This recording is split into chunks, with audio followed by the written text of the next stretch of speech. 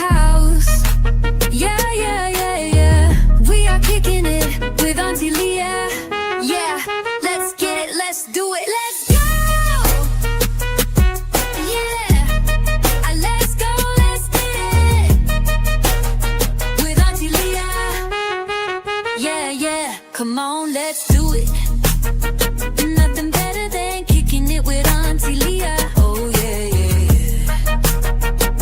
yeah, yeah, yeah, yeah. Auntie Leah is in the house. Yeah, yeah, yeah, yeah. We are kicking it with Auntie Leah. Yeah, let's get it, let's do it. Come on in. Come on in now. So Auntie Leah can do a thing. Yeah, yeah, yeah, yeah.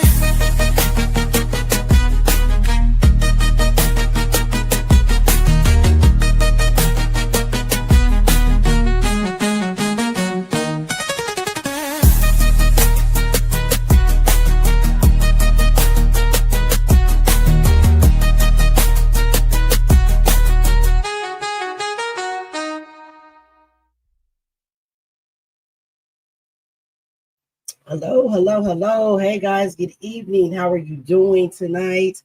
Welcome back to Kicking It with Auntie Leah. Hey Margie, how are you?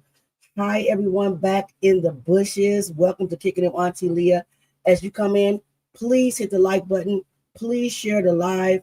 I'm excited to be back with you guys this evening. And on tonight, we are talking about Nipsey Hussle, guys. Can you guys hear me? Hey, I'm Jay. Love to you too, babes. Love to you. Can you guys hear me? Please put a 1 in the chat if you guys can hear me. If you guys cannot hear me, please put a 2 in the chat. If you can hear me, please put a 1 in the chat. If you cannot hear me, please put a 2 in the chat. Well, guys, I tell you, this Nipsey Hussle video was the devil. It took forever to create it, and then it had all type of copyrights. So then, I have a full-time job, guys. I don't get paid on YouTube. I have a full-time job. So I had to employ Jay Mizat to assist Auntie Leah with recreating this video so that we can get our live together. I know it's been a while since we've been live. I apologize for that today, family. But I'm so excited to be back in the house tonight. I'm knowing that we're going to have a good time. I wish everybody in the chat would say hi because I love speaking to my audience. I love engaging. I love talking with you guys. So you may not feel comfortable with saying hi right now, but I want you to know that you are welcome. This is a safe space. We do not tolerate trolls. You can say what you feel in the chat as long as it's respectful. I want to say hello to you. So if you can just drop a hi in the chat for me so I can speak to you. Let's get it started right, because on this channel we engage with each other, we spread love, we try to learn together. This is just not my channel, this is our channel. So we are waiting on our co-host to pop up. They always a little late, but it's all good. How have you guys' week how's your week been? Basically, hope you guys have had a good week. I think it's been a little over a week since we've gathered here. All because Auntie Leah always have technical difficulties. And I apologize for that. But hopefully tonight we won't have those technical difficulties. Hopefully tonight things will run smoothly. We're talking about a very prominent figure in the rap community that has passed on, that's no longer with us. This is another segment of the Hip Hop is a Graveyard, series that Jaguar Wright and Set in the West put together and allowed us to head on. So I'm glad you blessed. I'm blessed as well. I'm a little tired tonight, guys. I must admit, I'm a little tired tonight. I'm just a little tired tonight, but we're going to, we're going to just push right through it. Some things have happened this week that has disturbed me a little bit, but I'm going to keep going. At first I was like, oh, I don't even think I want to do this anymore because it's just this YouTube is just too messy, right? It's too much drama on this app. But then at the end of the day, I'm gonna keep going because I do this for you guys, not only me, but for you guys. Like I said, I love gathering here. I love communicating with you guys. I love just congregating with you guys and us talking about things that people are not talking about, right?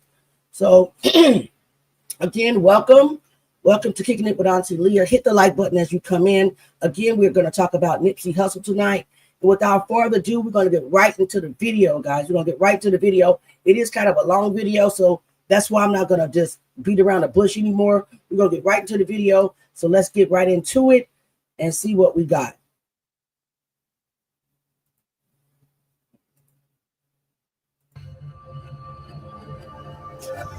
Welcome back to Kicking It with Auntie Leah. Tonight we dive into the life of Ermias Nipsey Hussle Asghedom, a man who turned struggle into strategy, pain into purpose, and hustle into hope. Nipsey was more than a rapper from South Central Los Angeles. He was a visionary and entrepreneur, a leader who believed in ownership, community, and legacy in many ways. Nipsey's path echoes that of Tupac Shakur. Both men were poets of the streets. Both were truth tellers, carrying the weight of their people in every lyric. Tupac's fire burned bright and fast. Nipsey picked up that torch, building businesses, empowering his block, and showing us what it meant to live the marathon. This documentary will walk you through Nipsey's rise, his trials, his triumphs, and the legacy that can never be erased. And when the story is told, we'll close the way Nipsey lived his life through music. Stay tuned for a banging songography honoring Nipsey Hussle, the man, the myth, the marathon.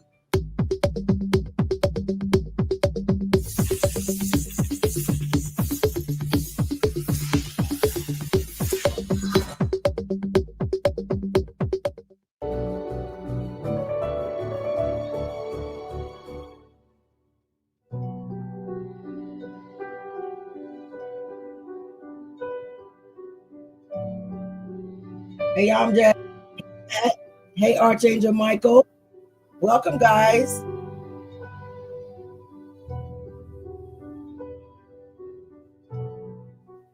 An emotional outpouring for Grammy-nominated artist Nipsey Hussle. The rapper shot multiple times outside the LA clothing store he opened with his brother, later dying at a nearby hospital. The shooting happening in broad daylight, with 2 other men also hit Sunday afternoon, while the gunman is still out there. 33-year-old Hussle, whose real name is Ermias Asghedom, grew up in South LA. He'd spoken publicly about his long association with the Rolling 60s Crips, one of the city's largest street gangs. Minutes before the shooting, the rapper tweeting, "Having strong enemies is a blessing." This photo shared online appears to be one of the last of Hussle. As news of the rapper's death spread online, fans, artists, and athletes took to social media. John Legend writing, "Rest in peace, Nipsey. He was so gifted, so proud of his home, so invested in his community. Utterly stunned that he's gone so soon." At last night's Warriors game, Hussle's music playing to honor his life.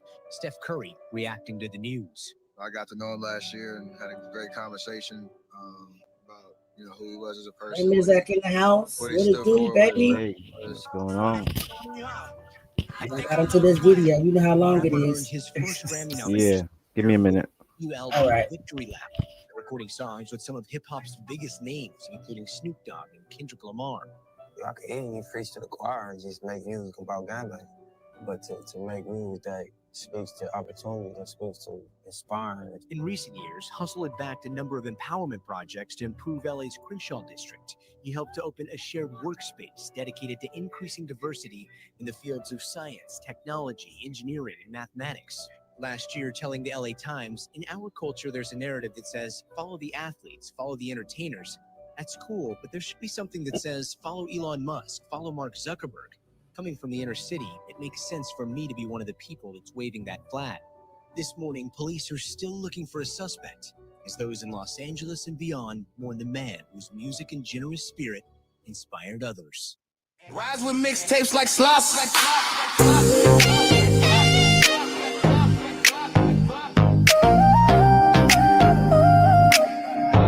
Rise with mixtapes like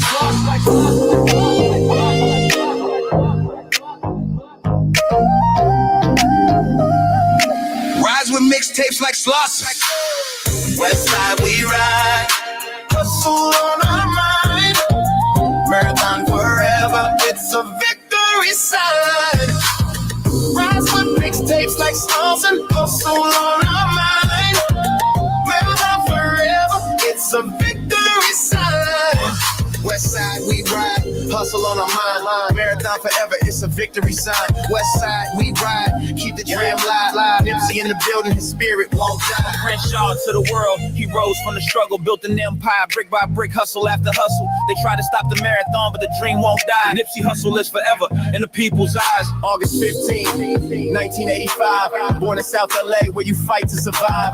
Mama Angelique, pops from Eritrea, culture in his veins gave him power and idea. Young Nip fixing computers, always scheming on plans, selling candy cutted fades with ambition in his hands. Dropped out of Hamilton, but his knowledge was deep. Every corner was a classroom, every block was a teach. At 14, Rollin 60s came around. The streets pulled heavy, hard to hold your ground. But Nip had a vision bigger than the set. Even when the odds stacked, he was placing his bet. Saw brothers get lost, saw mothers in pain, saw the cycle repeat over and again. But in his notebook, he wrote in his heart, he believed that the struggle we inherit ain't the one we must. From Crenshaw to the world, balls when I'm run. Marathon forever, it's a victory sign. West side, we ride, keep the jewels high. Nipsey in the building, the spirit won't change. At 18 years old, he flew across seas to Eritrea where the air felt free. 3 months in the motherland, family embrace. Showed him unity, pride, and a whole different pace. He came home awakened with a fire inside. No more chasing quick cash, it was time to provide. Ownership the mission, self-reliance the key. Build the block back stronger, let the people see. Drop slots and boy, hustle CDs by hand. Every track was a seed, every bar took a stand. Independent warrior, never begged for a deal. He showed the industry that his vision was real. Like Tupac Shakur, he was more than a fame. Both prophets of the people, voices calling our name. Pac spoke revolution, Nipsey spoke wealth. Both said freedom was bigger than yourself. The marathon store standing tall on the block, proof that Crenshaw's spirit could never be stopped. From clothing to music, from tech to the game, he left a model for the culture, forever on his name. Crenshaw to the world, he rose from the struggle, built an empire, brick by brick, hustle after hustle. They try to stop the marathon, but the dream won't die. Nipsey Hussle lives forever in the people's eyes. West side, we ride. It's a dream of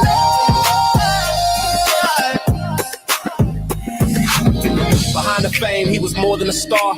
A father to his kids with a heart full of love. With Lauren by his side, building family strong. He taught balance in a world that could easily go wrong. From studio nights to the mornings with his youth, he embodied what it meant to live life with the truth. Not just rap, but example. A blueprint for sons, teaching young kings the battle could truly be won. March 31st, 2019 was pain. 9 bullets took his body, but the world knew his name. The streets cried loud, murals lit the sky. But legends like Nipsey, they can never really die. The marathon don't stop, it just keeps on the run. From the block to the charge, from the father to the son. He gave us knowledge, he gave us pride. Now the torch is in our hands, Nipsey's spirit's alive. From Crenshaw to the world, he rose from the struggle, built an empire, brick by brick, hustle after hustle. They try to stop the marathon, but the dream won't die. Nipsey Hussle lives forever in the people's eyes.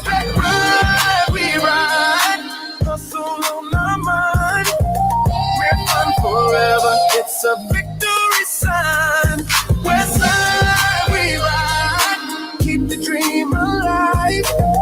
Nipsey in the building, his spirit won't die. Like Pac before him, Nipsey carried the flame. A leader, a visionary, remembered by name. He left us the blueprint, he gave us the tools to own what we build and rewrite the rules. This is more than a story, more than a song. It's a marathon that will keep running on.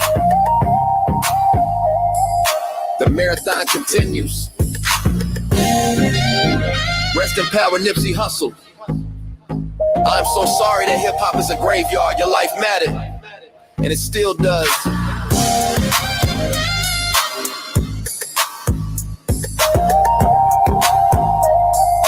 Buffering, guys.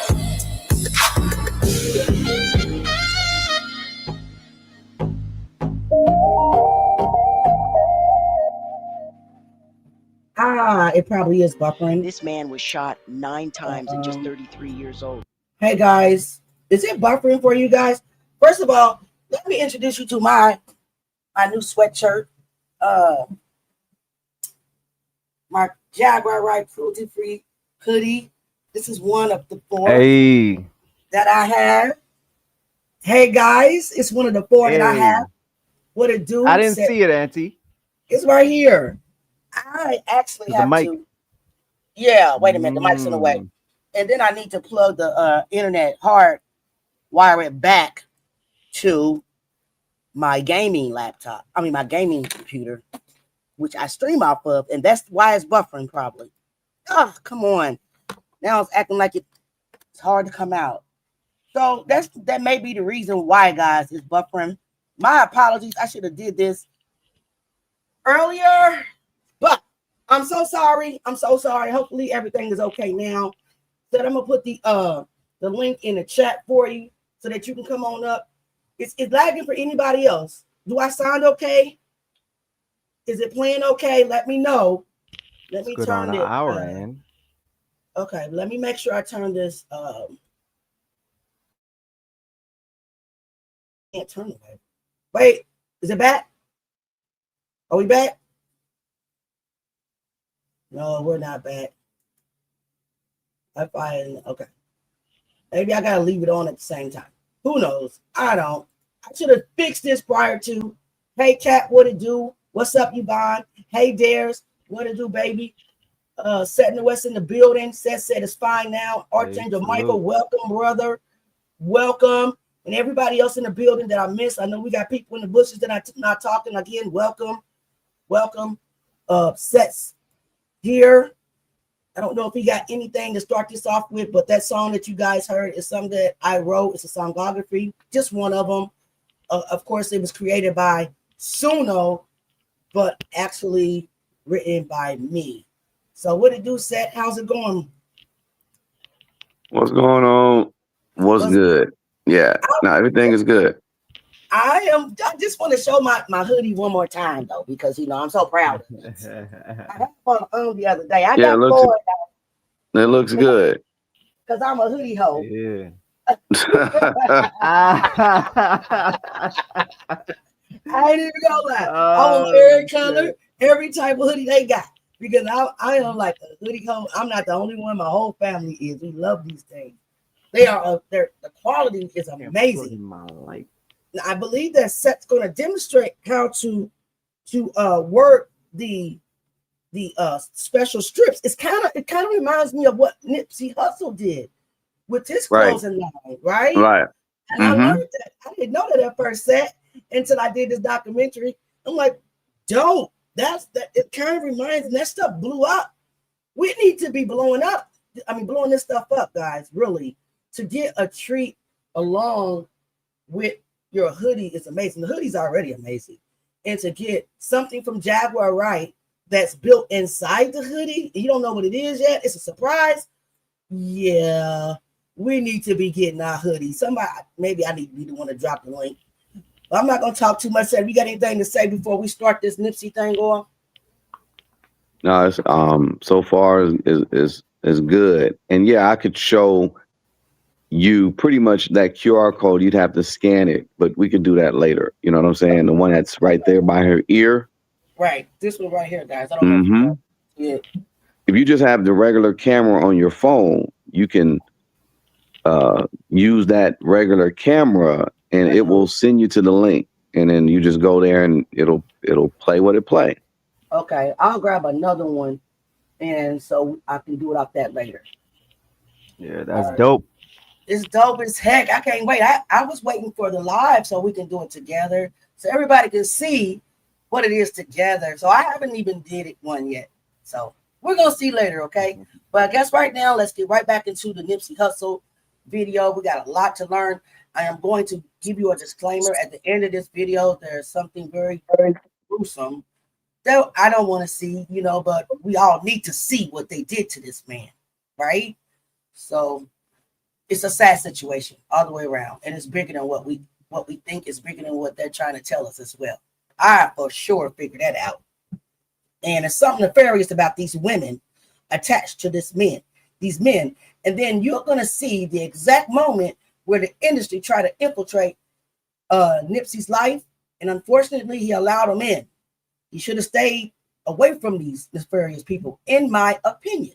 So, but we'll get there. Let's get back to it, guys. And we'll be stopping to see, if Seth has, this is his territory. Nipsey is from his neighborhood. He knows a lot more than what Auntie Leah knows. So we're all just going to learn together. Wow. And it all started at this tiny corner store that completely changed an entire city.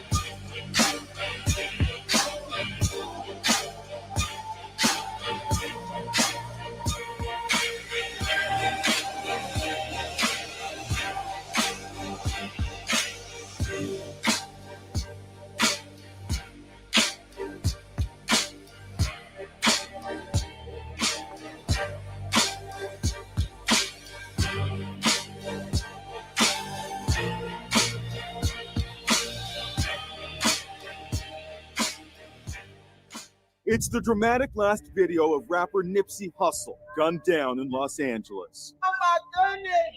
Paramedics worked frantically to keep him alive. Bystanders are in shock. Are you serious? He was very well respected, so this is a huge loss. Old school play the OJ, trying to make a slow change. Nipsey Hussle's stunning death is trending #1 on Twitter. Celebrities are flooding social media. This doesn't make any sense. My spirit is shaken by this, tweeted Rihanna. R.I.P. Nipsey. I just spent Thursday with him filming a video for a beautiful new song, wrote John Legend. From Jada Pinkett Smith. My heart bleeds for all those who love him. Basketball great Steph Curry spoke about him at a post-game press conference. Definitely a sad, tragic event. Obviously, send prayers to his family. Here's Jim Murray. This is where Nipsey Hussle was killed, outside his clothing store in South LA. The gunman opened fire at close range, then jumped in his getaway car. As soon as news broke about the shooting, fans gathered here outside the store, and they're still here today. He was doing so much for the community. He was an artist that really cared and that really always came back to where he was rooted from. A mysterious video has surfaced of a young man claiming responsibility for the shooting. Police are not saying whether the video is a credible lead. Hussle attended the Grammys in February with his girlfriend, actress Lauren London. His first album was nominated for Best Rap Album. He and London were photographed for the March issue of GQ. GQ posted this video of the couple. Hey, what's up? I'm Lauren London, and I'm sitting here with the amazing Nipsey Hussle, the great. This man was shot 9 times at just 33 years old. Wow. And it all started at this tiny corner store that completely changed an entire city. Let's talk about Nipsey Hussle. March 31st, 2019 is the day the world stood still, but his mission never stopped. It's insane. Today, we're going to show you how a kid from one of America's toughest neighborhoods completely hacked the American dream.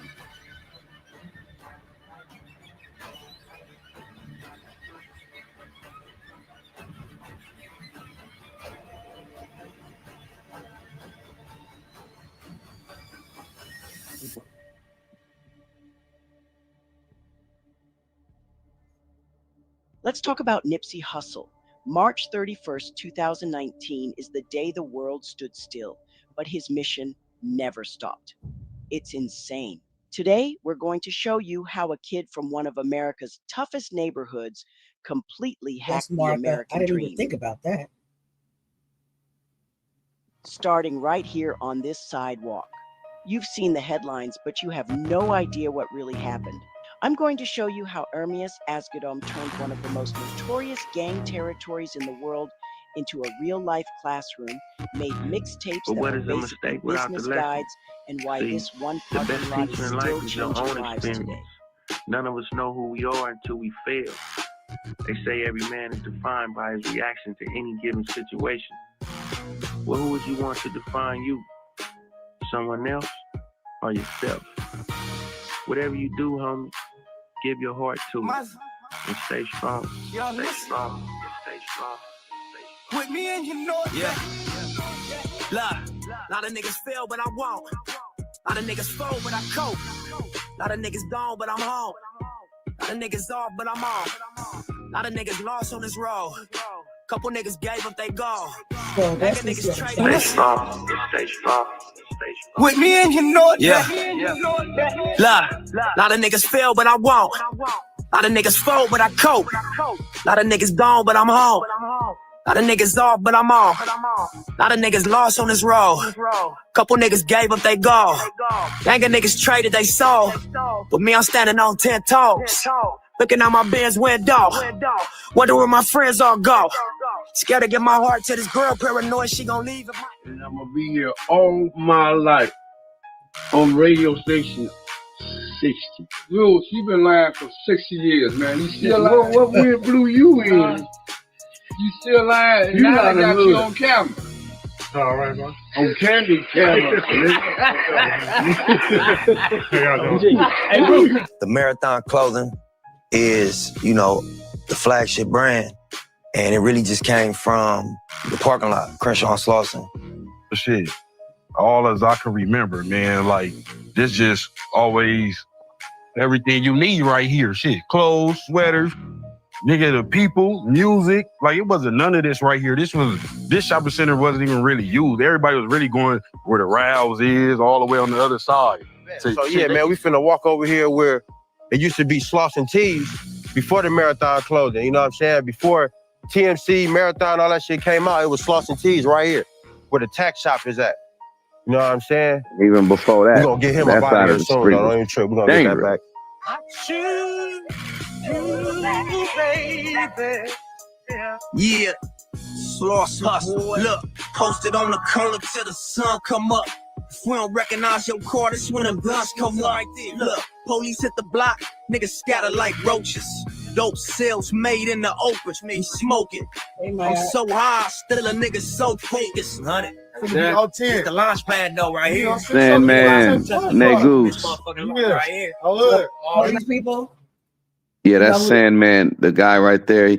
Sandman, Ned Goose. He passed away too. He was from '60s. He was a real prince. Really? Out there in Eritrea. Yeah, him right there. Him right there with the black. Yeah. Right here, the one I'm pointing at. Yes, yes. Let me see. I can't see if you point at him. Right here, the one on the right. The Yeah, one without the chain. right. Yeah, Okay. he's a real prince, but he died a couple of years before Nip over there, like off of 48th and Crenshaw. Same thing. Somebody, like he just came back from Africa, and he didn't know there was a war going on. I think the 6-0 was going at it with somebody. And yeah, they just came busting, but that seemed like a setup too, because he got shot before, and he he was like, I'm gonna be all right, don't worry about, just call the ambulance. But then he didn't make it. But he was a real prince. But that's the thing that I'm looking into. There's been a program like to target African Americans who could tie in and like connect Africans. Wow. So Nipsey was half Eritrean, which is in Africa. Right. And his mom was, black African American, FBA freedman, whatever you want to call us. And same thing with Sandman. Yeah, it's crazy. It's crazy. But yeah, that was Sandman right there, man. I ain't seen a video or a picture of him in years. So rest in peace to Sandman. Yeah, rest in peace. And guys, we're not glorifying anybody's lifestyle on this channel. What we do is we tell their story. We don't judge nothing.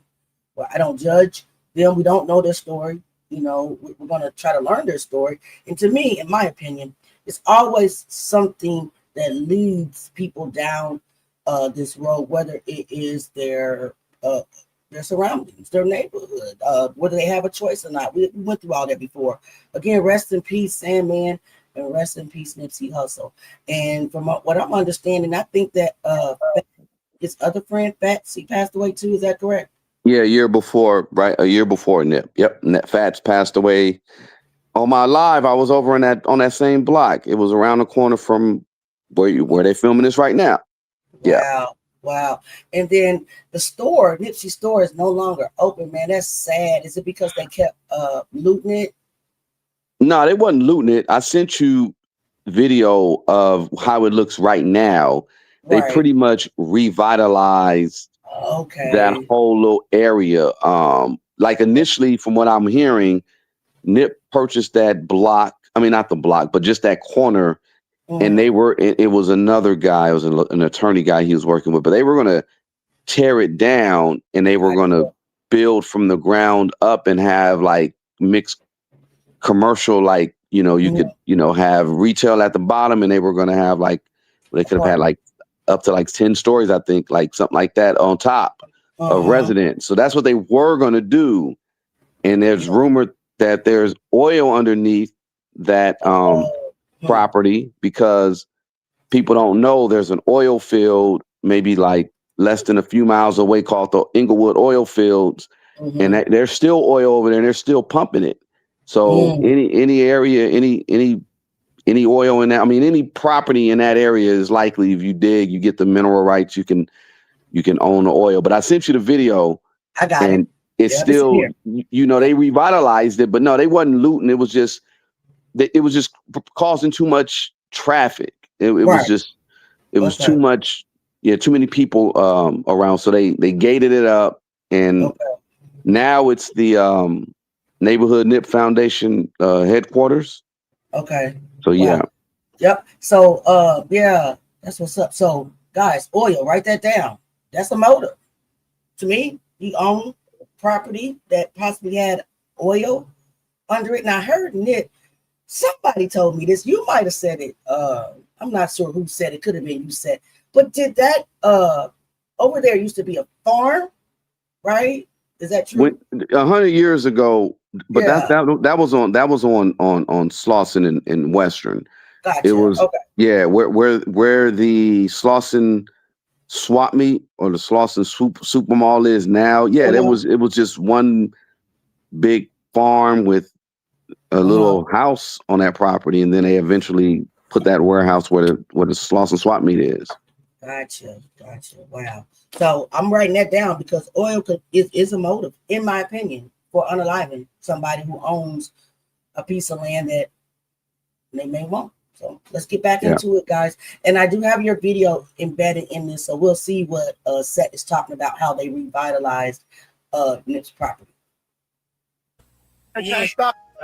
Like 10 years ago, I used to be a smoker, bro. I used to be sitting right here, chopping up rocks, smoking. 3 and 4 in the morning, man. This man right here, Slauson Tees was right there. My boy right here. He never turned me down, nothing. He always looked out for me, man. Now they doing a lot of big things now. But it all goes back to the people that love you around here. You go to all the rehabs, the rehab wasn't nothing but a vacation to me. But to see them going, the marathon clothing, and see how they doing things.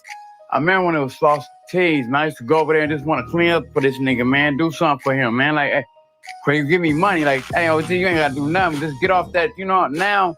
To see this and be this today, to talk about this right here, this is like a flu. I come up here, they still here, bro. A long way. Martha dropping Man, them it's about to gems go in the chat, bigger guys. than what it is now, man. Because of the hearts these brothers got inside of them. When I first came here, one day I was coming back from the bank, and as I was passing through the lot, there was a lot of youngsters just hanging around, hanging out. Well, they found out that I was carrying a load of bread on me, so they were thirsty and hungry. Little Nip jumped in front of him and told him, hey, cuz, this is OG, you ain't finna put that move down. He actually saved my life, because one of those guys had a piece, you understand me? He had heat, and I didn't know it, see? And I could have lost my life. So I just want to tell you how real these brothers truly are. And once again, I just want to piggyback on what I said. I mean, it's a good thing when you can come from the streets, from the shoulders, from nothing, and make something of yourself. I remember before these guys came up, before Marathon, like I say, pushing the trunks out the back of the trunks, whatnot, and to what it is right now, it's been a struggle all up and down the line, you know, and it's a blessing. It's a real beautiful thing to see to what it is now. I've known these guys since maybe 15 years plus, and I've seen it. You know, it's a beautiful thing to see God's plan unfold to what it is. today. And shit was just crazy, man. It wasn't no wall right here. You used to be able to walk from this parking lot straight into the gas station. So it was like a big ass block party for the Rollin 60s. We loved it. Like, okay, we got our own hangout. It's prime time. The Shaw was cracking. Low riders and shit. Bitches walking up and down this motherfucker. Shit was cool. You know what I'm saying? Minus all the gang banging and the bullshit, but shit was cool. Treacherous alley right here, you always gotta watch. Niggas used to come creep through the alleys, try to run around, pop shots, pop, pop, pop. But now it's cameras and shit everywhere, so niggas ain't got some smarts about themselves. Or go catch 40 years, nigga, cancel Christmas. However you want to do it. Ermias Joseph Asghedom, known to the world as Nipsey Hussle, was born on August 15, 1985, in the heart of Los Angeles, California. His roots stretched across two worlds. His mother, Angelique Smith, was African American and raised in South LA, while his father, Dawit Asghedom, had immigrated from Eritrea, a small nation in East Africa. This blend of cultures gave Nipsey both the toughness of his Crenshaw upbringing and the pride of his African heritage. Can you imagine that journey? Yeah, neither can I. So you have this insane mix of his dad's discipline and the survival instincts you needed for Crenshaw. Wait a minute, Ermias, stop. Stop, Ermias. Make a film, sit dancing, go over there. Come out, fresh and stuff. Now start doing your dance. And you say, introducing Ermias Asghedom.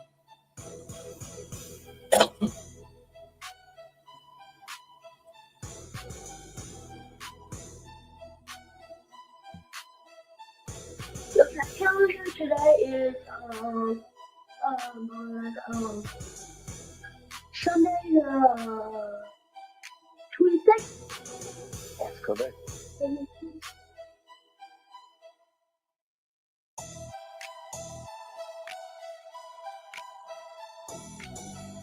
He had this mindset before he could even write his own name. Growing up in the Crenshaw district, Nipsey was surrounded by the challenges of South Los Angeles: poverty, gangs, and limited opportunities. But even as a young boy, he showed the spirit of a hustler. He was known for cutting hair, fixing computers, selling candy, and finding creative ways to earn money. Friends started calling him Nipsey Hussle, a playful nod to comedian Nipsey Russell, because his grind never stopped. And get this, school was so boring to him, he said the streets were a better teacher. Did go to high school for 9th and 10th grade, and I was very capable, you know what I mean? But I wasn't focused on academics. Mm-hmm. I remember, you know, I had F's and D's every semester except 1 year. And one of my English teachers was like, bro, you smart. Like, you know what I'm saying? What you doing? And I just did all my homework and focused for one semester and got like 5 A's, 2 B's. Just because I peeped game, and he was interested in my well-being, and he was sincere. So I was like, I'm gonna meet you halfway, and I did real well, and then I stopped going to school. But one particular day, I was hanging out in front of this motherfucker, man, and I had a big blower hanging out my back pocket. You know what I'm saying? And one time, man, pulled up, and in my head, I'm like, damn, here they go, man. They about to jump out right now. I'm like, man, I'm gonna wait till they jump out, and then I'm gonna run. I ain't gonna run just yet. So they jumped out. Now in my head, I'm like, damn, cuz, what you gonna do? Luckily, I had an all money in, no money out shirt. This was the first one I think that bro might have printed up, you know what I'm saying? And luckily, I had that motherfucker on that day. It said, all money in, no money out. So when the police jumped out acting what I'm doing, I'm like, man, I'm out here promoting music. It's all money in, no money out, man. We out here doing positive shit for the community, all that and all that. Bro, they did not search me one time. I had a big-ass 357 hanging out my back pocket. All they had to do was say, turn around, bro. I was going to jail. Or I had to run through that alley, you know what I'm saying? But by the grace of God, man, you know, I didn't get searched. I didn't go to jail that day. You feel what I'm saying? And from what I understand, in that parking lot, there was a lot of pow-powing going on. So these young men, they really didn't have any choice but to stand out there with a pow-pow, or don't stand out there at all, basically. And Auntie Leah is not innocent. You know, I remember the Jump Out Boys. That's what we used to call them back in the day, you know, back in my heyday. You know, I ain't always been saved. So I know the feeling of the paranoias of seen the jump out boys come up. So when he say jump out, he know he's about to jump out. The jump out boys is it's really sometimes they're undercover and sometimes they're in, regular police cars. They just roll up on you and jump out and hey, Will, and just start searching you. So he had a blower. A blower is a pow pow, guys. A piece is a pow pow, just to let you guys know if you didn't know. So have you ever experienced anything like that or seen anything like that? Do you have anything else to add on the reason why? Boys. Yeah, the jump out. That's what we. No, I thought you was finna say it. Auntie Leah used to have the pow pow on her. Like I thought you was about to say you. I did. I ain't gonna lie. Damn. Yeah, I did. I mean, I did. I grew up in a similar neighborhood. I grew up in a similar situation. Out gang banging. I was a G back in the day. That's what's up. I my dirt. God is good. That's all I have to say. When I was 18, he showed himself to me, and I followed him ever since I was 18. But if you can tell, these things start way before 18, right? Oh yeah. You jump off the porch way before jumping off the porch, y'all is getting into the streets. Okay, your choice is either stay in the house or jump off the porch. You have no other choice when you're in these low income, gang riddled blocks or neighborhoods, and that's where I grew up. So that's why I can relate to a lot of things that that these kids went through or these people went through, because I was one of them. You just didn't have a choice, and people judge people. I don't judge these young men at all. I don't judge them at all, because I know that at their age, as a child, you feel like there is no other choice but those two. And who, as a kid, wants to stay in the house? Nobody. But the government puts your parents or parent, a lot of times in the African American community, it's not parents, plural. It's just one parent struggling to make it. And they make sure that they stay in these low paying jobs, make sure that they don't get any more education past high school. Nip dropped out, because, basically what they're teaching in these schools, African American kids in the schools, doesn't pertain to them. He even said with his own words, the streets was teaching more. And that's true. That's true. Nothing in those schools gave me anything to implement in my own life as a young African American girl. So he chose the streets. He didn't have a choice. I said what I said. Anybody want to debate with your mama? I ain't got time to debate tonight. We're going to get back into the story. These kids, most of them don't have a choice. It is what it is. All we can do. I was just going to say, he ain't choosing streets. He's from the street. Exactly. Either you stay in the house or you go outside, jump off the porch. And no kid at that age is going to want to stay in the house, in my opinion. So, Anyway, let's get back. You got anything to say, Seth? No, just even so directly across the street was an Arco on Crenshaw. And that's where I hung out at. I didn't hang out on that side simply because, even as a kid, I remember it was just so many, shootings or whatever on that side, specifically at that Quick and Split. So the Quick and Split, later on, the Slauson Tea store will be right next to it. So yeah, no, they ain't lying. That neighborhood, that side of the street was always been, dangerous. Right. Okay. I figured, you in broad daylight and you out there with a pow hanging out the back pocket. That means that you ready for, and you're used to somebody pulling up and just starting to blast. Real talk. That's what the boys did in the hood. I feel, I'm just grateful. I'm grateful. I'm grateful that I'm alive. I'm grateful I never went to jail, and I'm grateful that I'm saved today. All right. That's all I have to say, because it was rough. It was rough. A lot of African Americans are not privileged. My kids, they are privileged because I worked my behind off to make them that way, to make sure they don't have to experience what I experienced, and make sure they didn't have to grow up where I grow up. I made it my point to get out of there and never ever go back. So for my kids, they don't know what a hood looks like. They probably will start shaking in their boots, trembling if we even ride past one. Not even gonna lie. They're like, "Mom, what are you doing?" private school going kids, you know, because I just felt like it was my duty, if I could, and God had allowed me to be able to afford to send my kids to private school, and that's what I was going to do. So they don't know what a neighborhood is, a hood. They don't even know what a gang is, honestly. I try to teach them just, you know, because they have to eventually go out into the world. You know, my oldest is 16. He's about to be 17. He's almost an adult, so I can't shelter him forever. You know what I'm saying? So anyway, I'm talking so much, but let's get back to the video, guys. So yeah. All right. Reason this lot is special to us. We started in this parking lot. That's Sam. We grew up around Black here. Sam is a genius. This Shell gas station behind us used to be owned by a black man. When we was Black younger, we used to catch the bus brother. going to school there.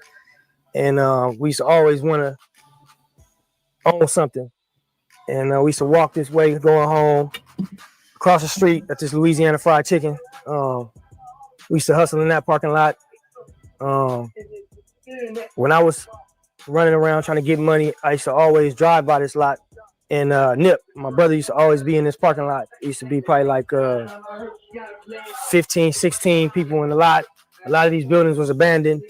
And they used to be in the lot hustling. So this lot means a lot to me, means a lot to Nip. You know, niggas done stood tall in this lot, and opened up businesses, and fought, and got shot at. Yeah, so we right here, Crenshaw and Slauson. Take a walk with me. I'm gonna just walk through the lot with you and talk real quick. That's Nipsey Hussle, guys. Yeah, so you know, originally we had this location right here. It was called Slauson Tees. We didn't have these two corners of this third space. We was operating out of this space right here. You know, my brother had, you know, caught a case, went down for a few years. So we ended up losing this space. When he came home, you know, he did like 3 years with 80%. And when he came home, you know, he had a little money saved up. I had a couple dollars when he touched down. We put our bread together. And the first thing he said is, I want to get this spot again. You know, I want to get back where we was at. And at first I'm like, man, you know, we got so much going on with the music. Do you want to be right here? And he like, you know, it's important that we, you know, keep what we had going and also, you know, execute what we started, finish what we started. So he set up a table on this bus stop right here on Crenshaw and Slauson. And basically he was selling t-shirts and socks on parole on a table. You know what I mean? Every day you drive down Slauson, you'll see my brother in the middle of the street making his sales. The first, you know, bread he got, he grabbed the space. First, last in the security deposit. And, you know, from then it been flipping every dollar. What's cracking, y'all? It's Billboard, and y'all should know me, Nipsey Hussle. Thanks, guys. I grew up in South Central Los Angeles, the Crenshaw district, between Slauson and Florence and Western and La Brea. Let me just say this. When Black Sam, excuse me, and Nipsey were talking about hustling, like Black Sam is Nipsey's big brother. And from what I've learned, he's an amazing businessman. He has been a hustler since he was a little lad, right? And from my understanding, Black Sam didn't hustle D-rugs. His hustle was t-shirts, socks, and illegal DVDs. So he didn't go to jail or prison for selling D-rugs. He went to prison for selling DVDs for copyright. Yeah. Right? Yeah. So just want to put that out there. Yeah, they had a whole investigation and all that on him regarding that. And that was Hollywood, because he was one of the first ones to really, you know, do the DVD. Like he was making so much money. Wow. And that's what it was. Yeah. Yeah. Mm-hmm. From my understanding, he made $1 million his first year. Now, he wasn't even an adult, right? No, yeah, he made so much money. Yeah, they didn't like that. They didn't want to see that. But that's why he's so low key, because you know he know what it is. He's very low key. Yeah, yeah. Seems like to me they was picking on these families since day one just because of that. I mean, they knew genius. Yeah, they knew. Yeah. That man is amazingly smart, still to this day. All right, guys. My first day job was shining shoes for commission. I made $2.50 a shoe. And I used to pride myself on making $100 a day. Look at Nipsey making $100 a day.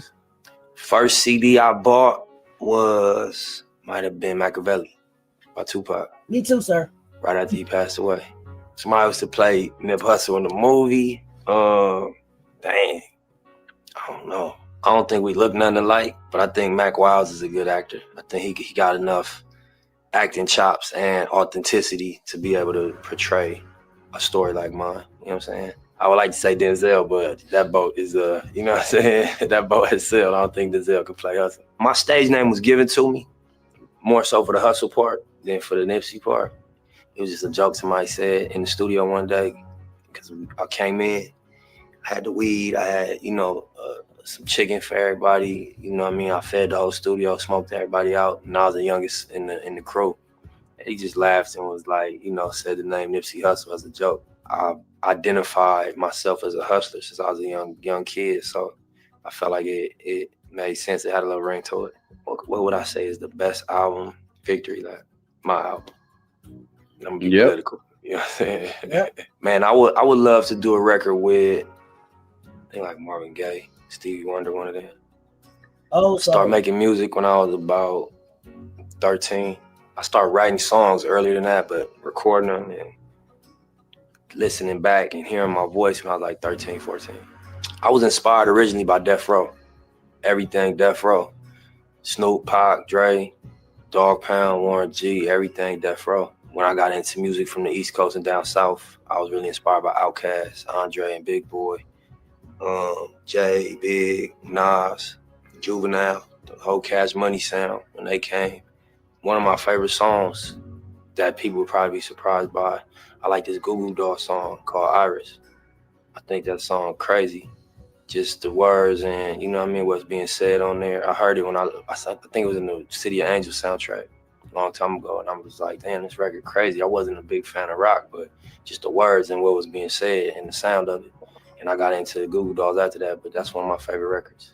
I think people should listen to my music because the ingredients that I intend to put in the music is, you know, honesty. I intend to inspire people with my story. Motivate young people that grew up like myself, or even not like myself, just, you know, go through the human experience. I try to sprinkle little gems and jewels in the music that people could. I try to sprinkle little gems and jewels in the music that people could use in their own life. By the time he was only 14, he had been to more funerals than school graduations. That is wild. Though he attended Hamilton High School, Nipsey dropped out before finishing. By his mid-teens, he was already navigating the dangerous realities of his neighborhood. At just 14 years old, he became affiliated with the Rollin 60s Neighborhood Crips, one of the largest gangs in Los Angeles. The experience left him scarred, but also sharpened his perspective on survival and the cycles of violence that consumed so many young men around him. At the age of 18, Nipsey took a trip that would change his life. His father brought him and his brother to Eritrea, where they spent 3 months reconnecting with their family and culture. For Nipsey, the visit was eye-opening. He witnessed the power of community, family ties, and independence in a land untouched by the same struggles that haunted Los Angeles.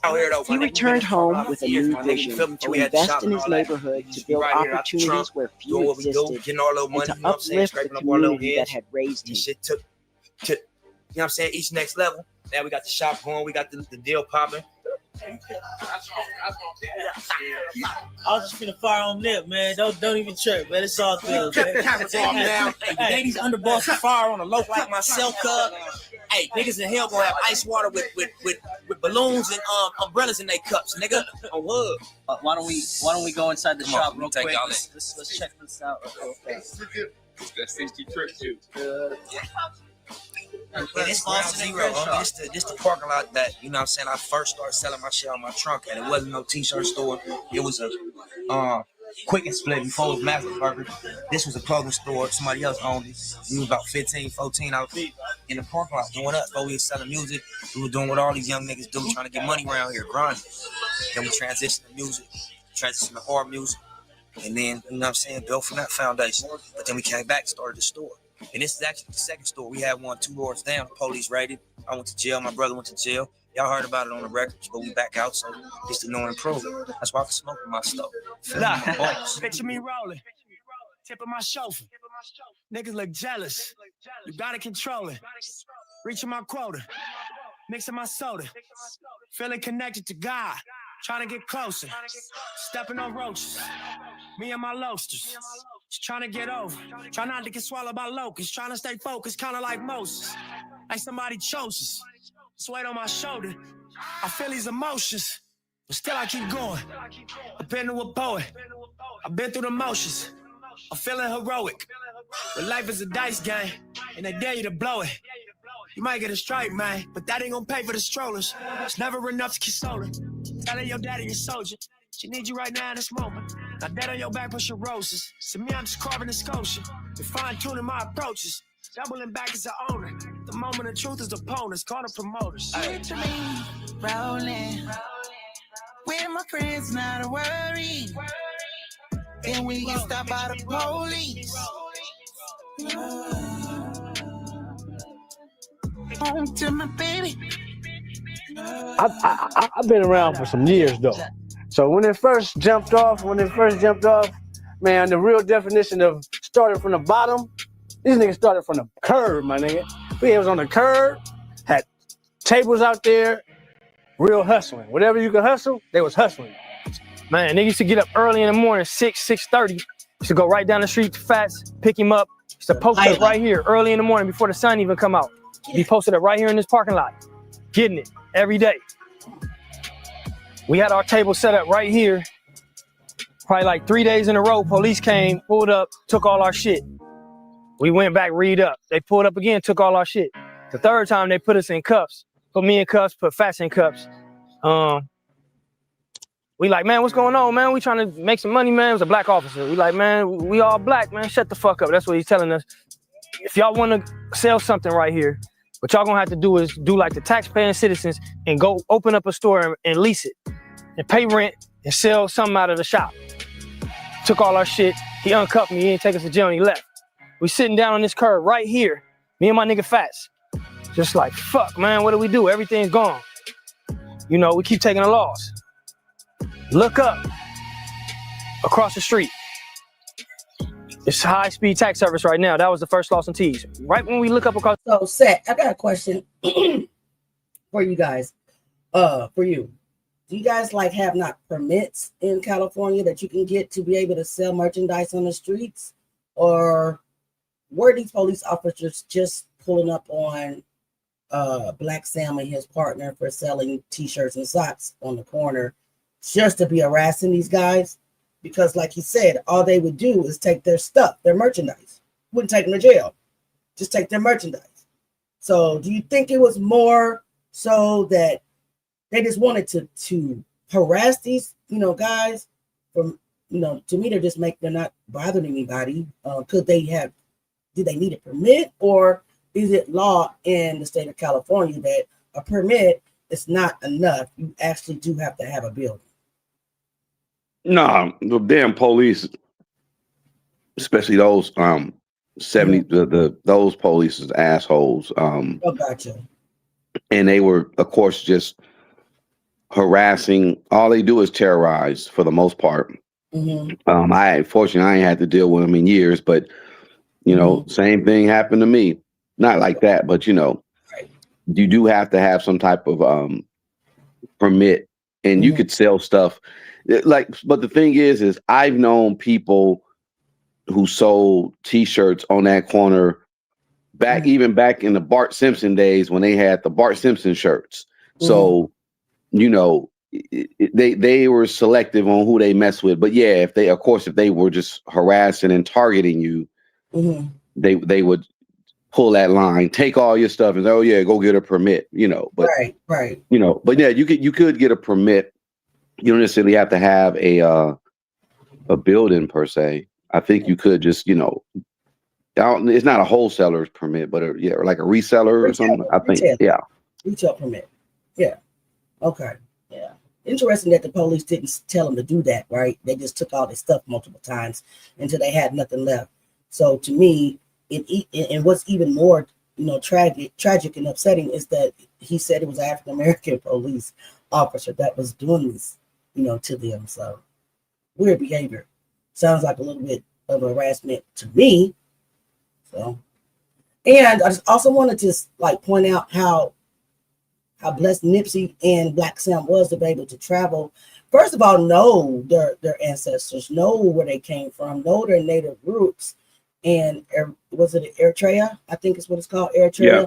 And to be able to go there and spend time with their family for 90 days and come back with a whole total mindset, a total different view on life, just knowing, figuring out that family is more important than money and clothes and stuff like that, and being able to bring it back to his community and to be able to teach others what they learned from their native roots over in Eritrea, which is a small country in Africa, right?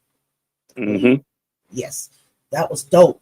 I wish I knew where I really came from. I don't know where I came from. I'm all mixed up. Just call me a mutt. You guys can see I'm not all the way black. And most of Americans, African Americans, are not all black. We're all mixed up. I think I've said that before. So I don't know if I can ever trace my native roots or anything like that, but it sure would be nice to know. All right, guys, let's get back to it. The street was a big ass for lease sign. That was it right there. That's what we had to do. That was God telling us that's what we need to do. We need to be in that lot. We need to pay some rent. Stop getting harassed by these police. That's the beginning of this shit. How many fights I done had in this parking lot, I can't count, man. How many fights Fats had, my brother had, we can't count. How many, incidents with the police right here. Let me show you something. So, if you look where Ant's standing right there, that's where my brother was standing. And if you look where, let me show you, stand about right here.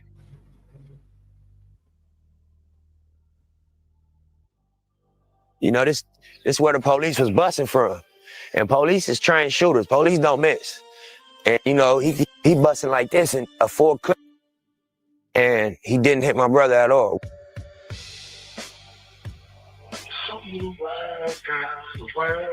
It's fucked up. That's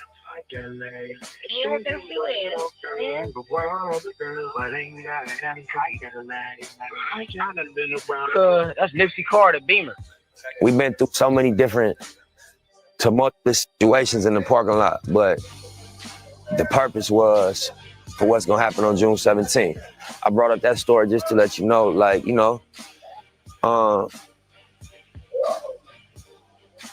was a higher purpose, I believe, for what we're doing over here. It wasn't to get in trouble with the police. It wasn't to be a menace to the area. It wasn't to, continue a tradition of self-destruction. It was to build.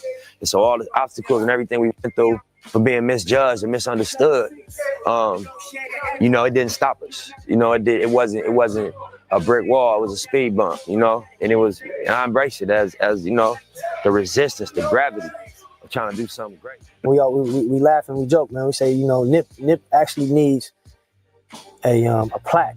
Nip need to be recognized by the city, man.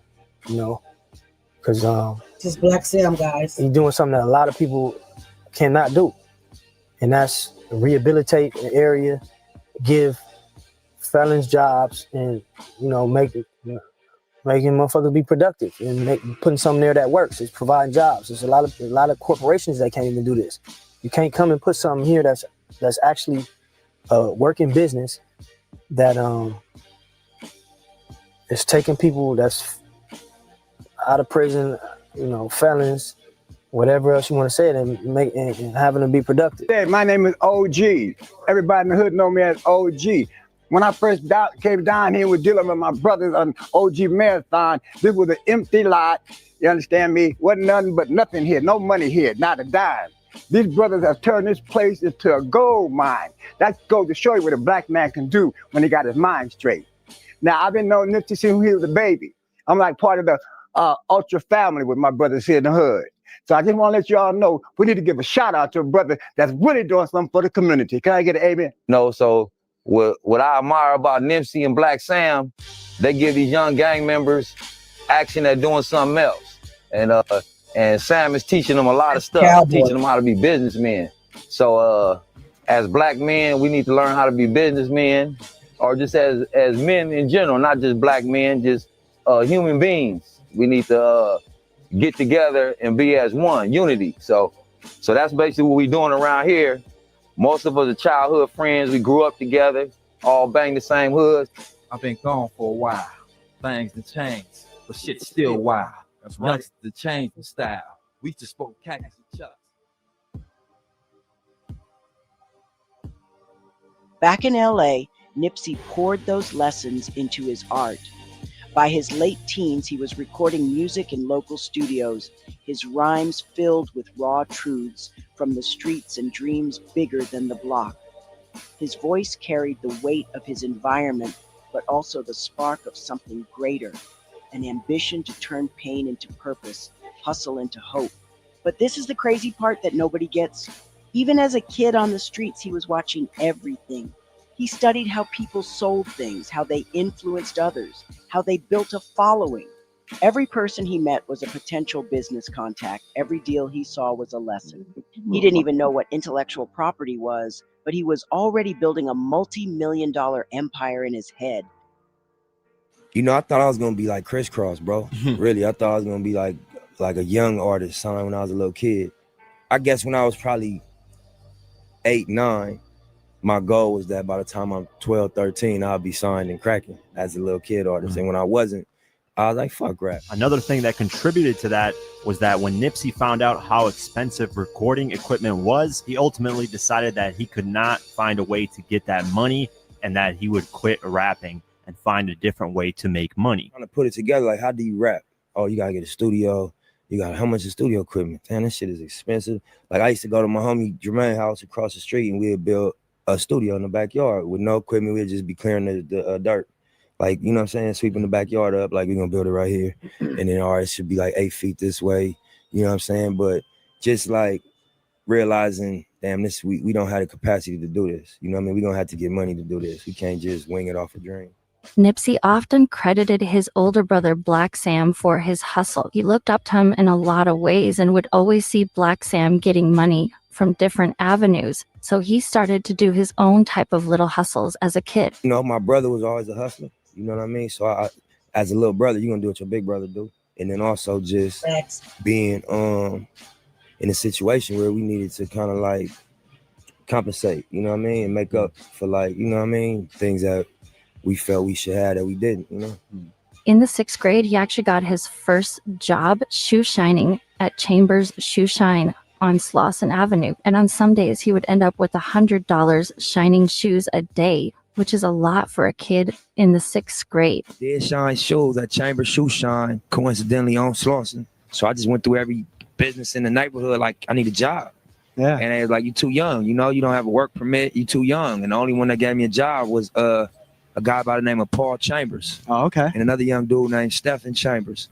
And it was a shoe shine part. I used to get $2.50 for every shoe I shine. Yeah. And my quota was $100 a day. So you can imagine how much good money for that age. Yeah, for sure. You know, I bought my whole 6th and 7th grade wardrobe off of that, man. And just learned about saving money and stacking and flipping like early on. So shout out to Chambers, man. Regardless of that success, he saw his older brother having multiple hustles. So he wanted to have multiple hustles as well. So he started buying candy and selling them for twice the price while working at the shoe place. And the people didn't mind it at all. He also started mowing lawns, watering flowers, whatever he could do around the neighborhood to get an extra $1. And the main motivation for all this hustling, Nipsey said, was because he wanted to get fresh school clothes whenever he went to school and not bother his parents for that money because he knew they were barely getting by as it is. Definitely sold candy, shine shoes, cut grass, water lawns. Certified. Everything. We used to want to go swimming. At the pool, it costs $1 to go swimming. And I used to be a mission to get $1, like to put it together. You know what I mean? And we asked the lady to help her take her groceries in, give us a quarter or some shit like that. You know what I mean? Or whatever we could do. But yeah, that was While doing all this side hustling, always in the back of Nipsey's mind was music. So at the age of 11 in the 6th grade, he had a friend by the name of Jermaine Jenkins who lived across the street from him. And he was the one that had a computer. He was the only one on the whole block to have a computer. So he went to his house. They ended up buying a mic. And this is when Nipsey recorded his first song ever. The first instrumental he ever rapped over was Snoop Dogg's title track off his album, The Dogfather. Everybody here is family, man. Been with us since day one. Krusty, that was my celly in Lancaster, man. Me and him was porters, man. Lancaster building 2. Yeah. You know what we went through. You know, Isn't that Fats? She gonna be on Yep. there, man. Y'all gonna see Okay. Fats with big So t-shirts. this is Fats You right know? here, guys. This shit didn't And change. he's the one that passed away. Right. Set the one Yep. onto the left. Mhm. That's Fats. And that was one of Nipsey's I believe one of his best friends. Yeah. Thanks, man. You know what I'm saying? We growing. Still going, man. It's a marathon, man. You know. You know what I'm saying? These two right here, man. Your brothers. Nip, you know, foundation. This where it's at, man. This where we at. You know what I'm saying? Just us being young dudes, probably like 13, 14. That was one of our areas we would hustle at. You know what I'm saying? And we would just wake up every day, we'd meet up. The Shell gas station was structured different at that time. And you know, probably like 6 or 7 of us would meet up and sell our little tree, you know what I mean, make our little swerves every morning. And became our hangout, you know, and then it also became like a center, like girls from like Culver City, from West LA and all that to pull up, come get their little weed and whatnot. It was CDs, DVDs, bootlegs, whatnot, a tree, a couple other things people would tap in for. But basically just being young, hustling, that was our area that we controlled. And Pup, you know. What it do, homies out here on big rent, name grand shit, Ashanti, yeah, you know, baby. 3 pieces, you know, big money in our already pockets. know, We really rich roll, my nigga. No, we You got feel me? we got big the rollies dough, and, man. and big Come hundreds, on, like, man. you We know, got the dough, this before man. the deal, my nigga. We ain't did too much of nothing. We ain't sold one record, my nigga. You feel me? Average street nigga on Slauson, like, ride like that, you know? After that, he working hard overtime. And this He is had no Nipsey's sleep. dad. So as a father, I was kind of worried. I've been telling him, you need to get your rest. But one thing I keep remembering is saying, I'm not going to rest until in this area, until I have 3 or 4 stores.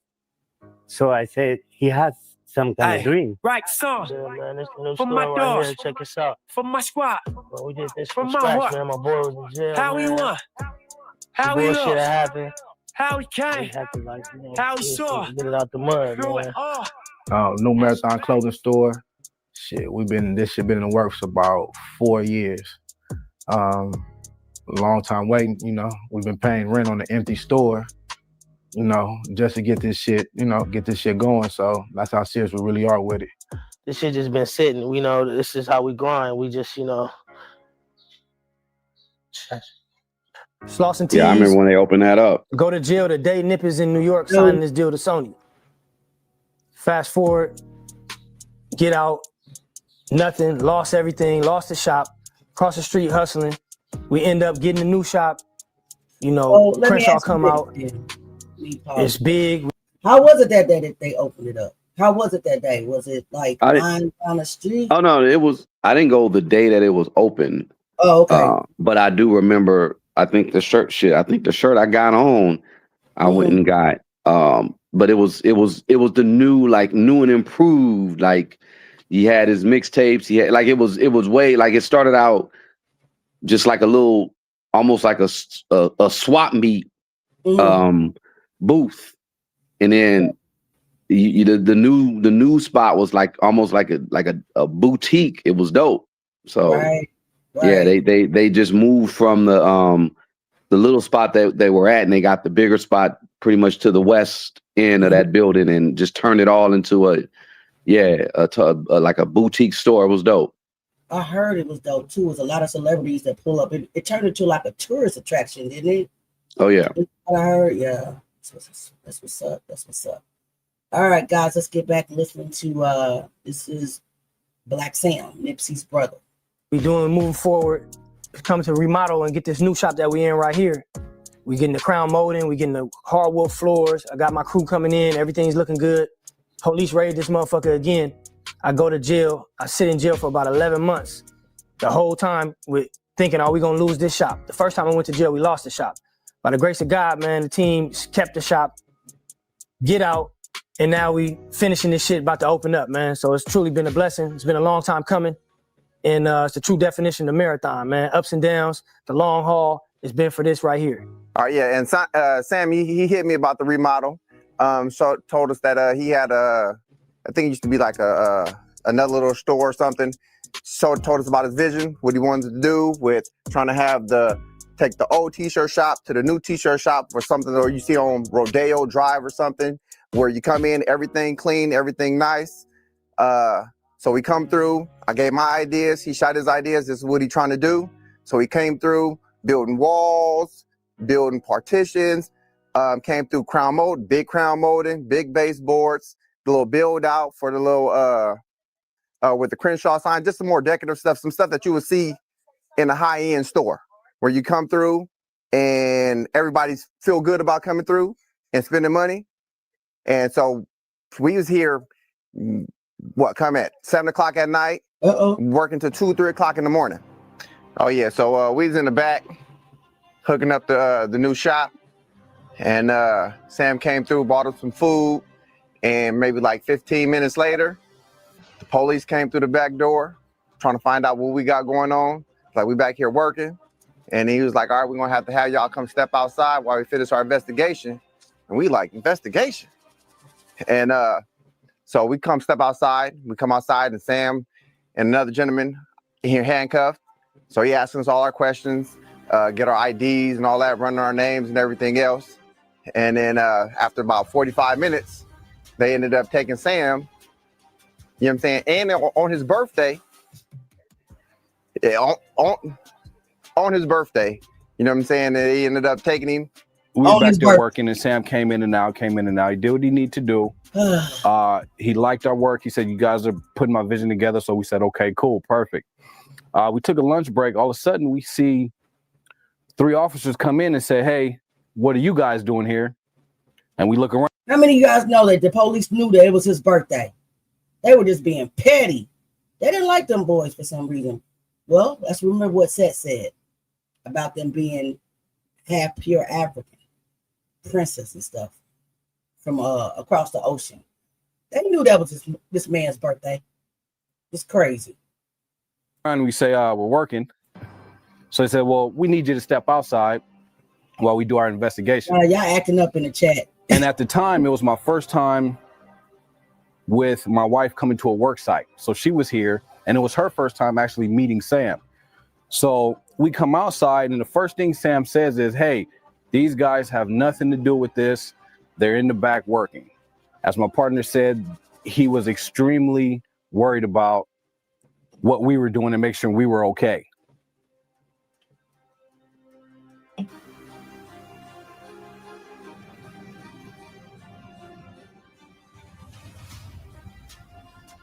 Now this right here, this is something that they built right after he passed away. What is this? Tell us What, you talking about the train station? Yeah, is it okay? So maybe they didn't build it. What did they do? What are you talking about? Right there, where you have it paused? Yes. Yeah, no, Crenshaw didn't have a train run through the middle of it for years. They probably started working on that right before he passed away. Okay. And did they like kind of dedicate it to Nipsey? I know that's I think that is when a few weeks ago, maybe a month ago, where the cards sold out. I mean that was just, they just did it temporarily. I think it's back to being called the Crenshaw or Hyde Park Station, but okay, I believe Crenshaw in Slauson is still called Nipsey Hussle Square, Ermias Asghedom Square. Yeah, I think officially the city did that. Just like we got before Don Campbell passed away, we had Crenshaw and Stalker dedicated to him as Don Campbell Square. Okay. So yeah, the city officially calls it Nipsey Hussle Square, but the train station is, I think they just did it for a few weeks for his birthday. Gotcha. Until the end of the month. That's dope. All right. Thank you for that. A little bit of wisdom from LA.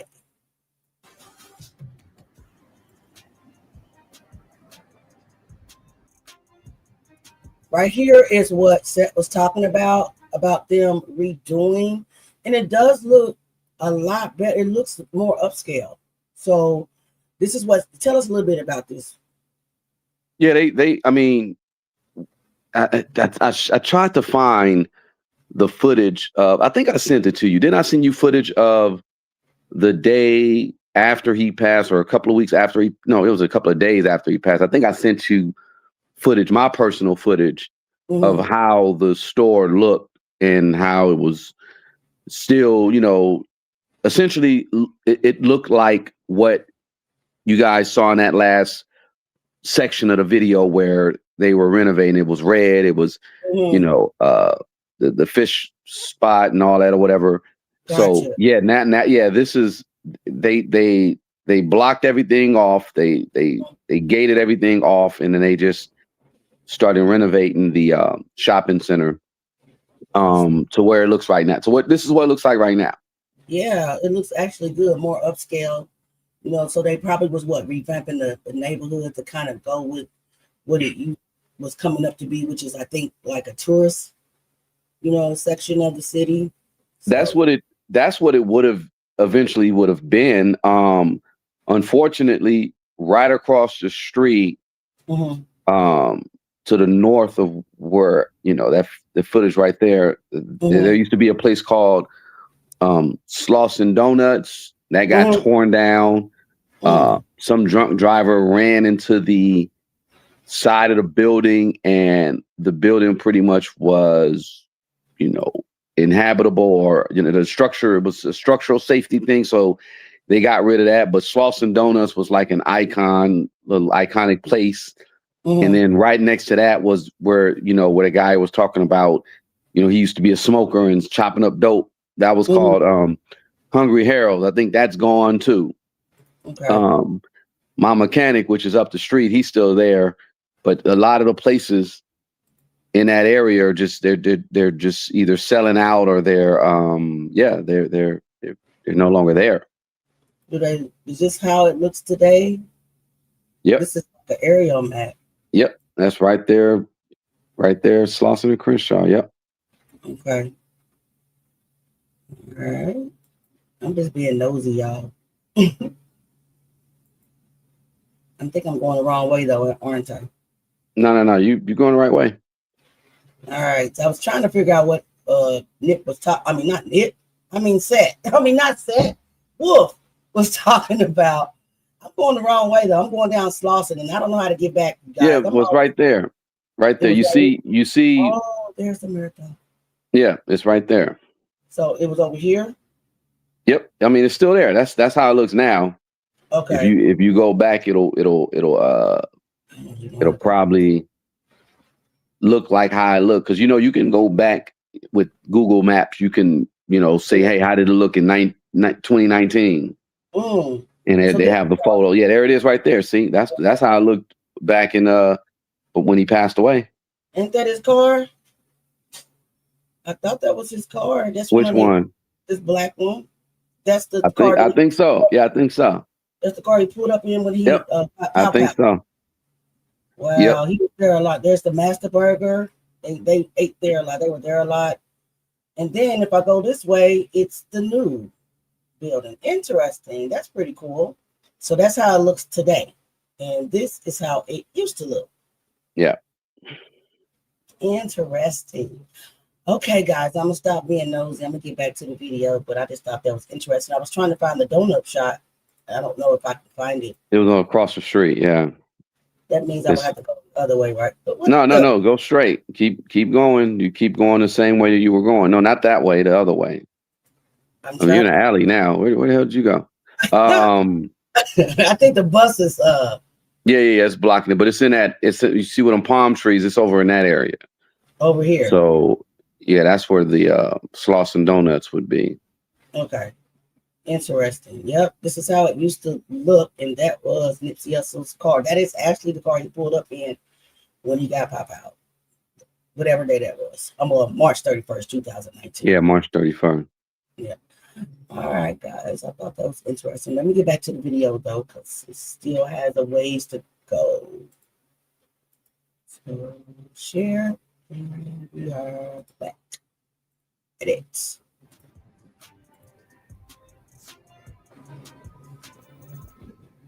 Yeah, it does look really nice now. This is your footage you sent me too. Yeah. Mm-hmm.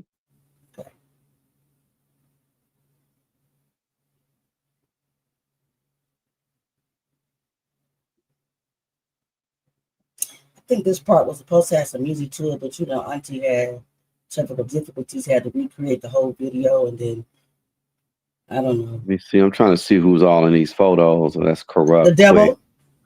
Title track off his That was the devil. Y'all see the devil? Oh, I see Satan right there. Yeah. Mm-hmm. That's the other one. Yep. The head devil was Jay-Z. Yeah. Every morning. He was young, like No, but a couple of my boys who were like my little homies, they were Nipsey's big homies. The homie Papa Loke, he was part of All Money In. So me and his big brother grew up together. See, I'm like a good 6-7 years older than Nip. So Papa Loke was maybe a couple of years younger than me, but that was Nip's big homie from the neighborhood or whatever. So yeah, in fact, when I start doing my revamp for Set in the West, the channel, I'm gonna sit down with a lot of like Hussle Rob, that's the homie. He was part of the clique with Nip and rap with them, the Slauson Boys. I'm gonna start interviewing them. A lot of people ain't really trying to talk, especially to like certain individuals like Vlad. Like, I let the cat out the bag. One of my family members is like a legend when it comes to that area gang, but he doesn't. He don't talk to nobody. I've been trying to convince him to talk to me. He's damn near 80 years old now. He's one of them founders. Really? Wow. And but before he passed, he said he will talk to me. So we're gonna sit down and get all that. But he feels guilty about everything that has happened and transpired from the stuff that they started back in the 70s, 60s, and 70s. So moving forward though, yeah, I'm gonna be talking. I'm not gonna put it out there like Vlad style, because Vlad and Adam 16, they got people in here with incriminating evidence. Yeah. So it wouldn't even be like that, but it definitely that area, there's a story that needs to be told. And Nip was just the tip of the iceberg and just the beginning of what could have been, because he was trying to change everything for greater. Yeah. But yeah, of course the powers that be want to keep the BS going. So here we are today. Yep. Checking all the greats from us, all the greats, all the rappers in hip hop that want to do anything positive, they end up out of here for some reason. Yeah. We know why, but sad situation, guys. Big shit to have a computer. Yeah, absolutely. And we found out how to record over instrumentals. Do you remember like something like this, like plugged into the computer, and we used to just rap over old Snoop Dogg instrumentals? My first one was the Dogfather introduction. Oh, okay. The intro off the Dogfather album. But that was the first record the first time I heard myself on a beat was on the Dogfather intro. Nipsey was also a very resourceful individual. His grandpa ended up buying Black Sam and Nipsey a computer, but they ended up breaking it. And Nipsey wanted a new one, but they couldn't afford it. So what ended up happening was his grandpa bought him a bunch of books talking about computers. He read them, studied them, and ended up buying computer parts, bringing them back to their house, and built his own computer at a young age. I did the same thing. Grandfather bought our first computer. There was a place. We got older when we wanted to. Go ahead. No, I didn't want to interrupt, but no, there used to be a place, because my mom gave me like an old 386 computer, and around the same time that Dogfather album dropped. So that was that time when it was like, if you wanted to record music, you had to go to the studio, and home recording wasn't a thing. But if you had a computer and if you knew what you were doing, and you had a fully duplex sound card, because sound cards at one point they would only go one way out. You only can hear out, but later on they became fully duplex, meaning you can record and do all that. And if there wasn't programs available like that to record, except for like professionals like Pro Tools and stuff. But there was places in Gardena. I remember It's an old white guy. He was an old Army vet, and he would just get old computer parts from like Grumman and the aerospace companies, and and he would sell them. And wow, yeah, I figured out how to make a computer work by sitting there talking to him and learning stuff and figuring out, oh, this is for that, this is the memory, this is the processor, etc. So yeah, Nip was his people. He was surrounded by people that really wanted to make sure he was up on it. So like, imagine if he didn't go into tech. I mean, if he didn't go into music, he would have been like Zuckerberg or something. You know what I'm saying? Right. That's what's up. Yeah, that's what's up. I definitely don't have the mind to build a computer. My mind it goes way too fast and it can't hold a lot of attention. I don't know. I may have ADHD. I don't know, but I definitely could not build a computer. You got to have that's amazing. That's all I have to say. It's amazing to be able to have your mind focused that long to be able to put something like a computer together. Not everybody's mind works like that. So kudos to you and kudos to Nick. Yeah, to even think like that is right. It's crazy, right? Yeah. Because ain't no way I could have did it. I mean, I've been building a computer. Next thing you know, I was playing Roblox or something. That's how my mind works. I can't stay on one thing, focus enough on one thing too long. I'm switching. But anyway, all right, let's see what Black Sam has to say about his brother. Computer Nip would come home from school with a backpack full of computer parts. And we share a room, and we share bunk beds. I was a little older, OCD. I used to, hey, we cleaning up today. He would get pissed off. Like, you ain't going nowhere. You helping me clean the room. And he brought these computer parts. I'm like, man, we can't keep these in this room. He's like, nah, I'm gonna build a computer. Like, man, if you don't get out of here, man. He's like 12 years old. Like, man, the computer back then to me was like rocket scientists. I'm like, there's no way. Get this shit out of here. He came back the next day with another piece of the computer. Came back, took him about a week, maybe 2 weeks, and we just had all computer parts, loose parts on the floor. And he went to a computer auction and bought a case and bought a power supply. And I came home one day, he had the magazine that my grandfather had bought, computer magazines, and he had the computer and it was working, and he turned it on, and I could not believe this. At the age of 12, his mom saw Nipsey writing music and even recording music, so she recommended him to a program called Watchtowers in Los Angeles. And in this program, they had a bunch of little mini studios for people to learn studio equipment. And there he learned every single thing that he could when it comes to recording music, the right amps that he needed, the right equipment, the right speakers, the right microphone, so on and so forth. My mom, just knowing I had a passion, she found this community center at the Watchtowers and was like, they offer a class once a week. It's like electronic music. I used to catch the bus to the train and go to the Watchtowers on Saturday and just learn. It was like a classical composer. Yeah, he taught us. I think that's where he met like Daylight, because Daylight was from Watts too. Who was Daylight? Tell us about who Daylight is. Daylight's a known rapper. Shout out to Daylight. He ghost wrote for your boy Drake. But Daylight is a real one too. Like, shout out to him. One of my favorite projects he dropped was Let There Be Light. And it's really, really dope. But he was pretty much a battle rapper, a ghostwriter, but he did a bunch of gimmicky stuff too. But yeah, I could imagine. I think they probably had a history before that though. But I'm just saying like how small LA and the entertainment side, the artist side is. I think him and Daylight and Nip probably went back further than that. So like maybe like 12, 13. I think something like that. So around that time, it would make sense that, if he's in Watts, because Daylight's from Grape Street. Yeah, it would make sense for him to have met him around that time. So yeah, but Daylight was he's a dope guy within himself. Like as far as artists go, but they all clicked. They all knew each other. They all did stuff together.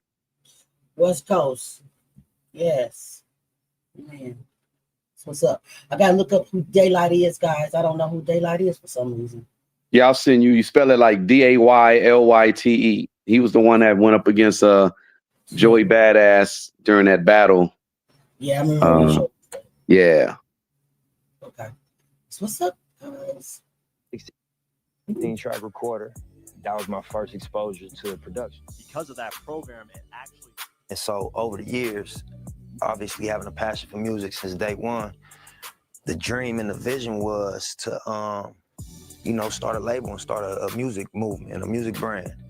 And then just thinking like, as a chess player, assuming that we would have success in music, the next thing became, dang, what we do next? And just looking at the blueprint that people like Jay and Puff laid, we like want to, Big mistake. Offer our opinion into fashion. Big mistake. Floyd.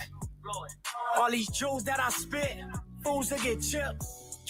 I'm Marsha One. I'm the designer for the Marathon Clothing. I've actually proudly been with the team for about a decade. Through the ups and downs that you heard about, I've probably been in the back designing.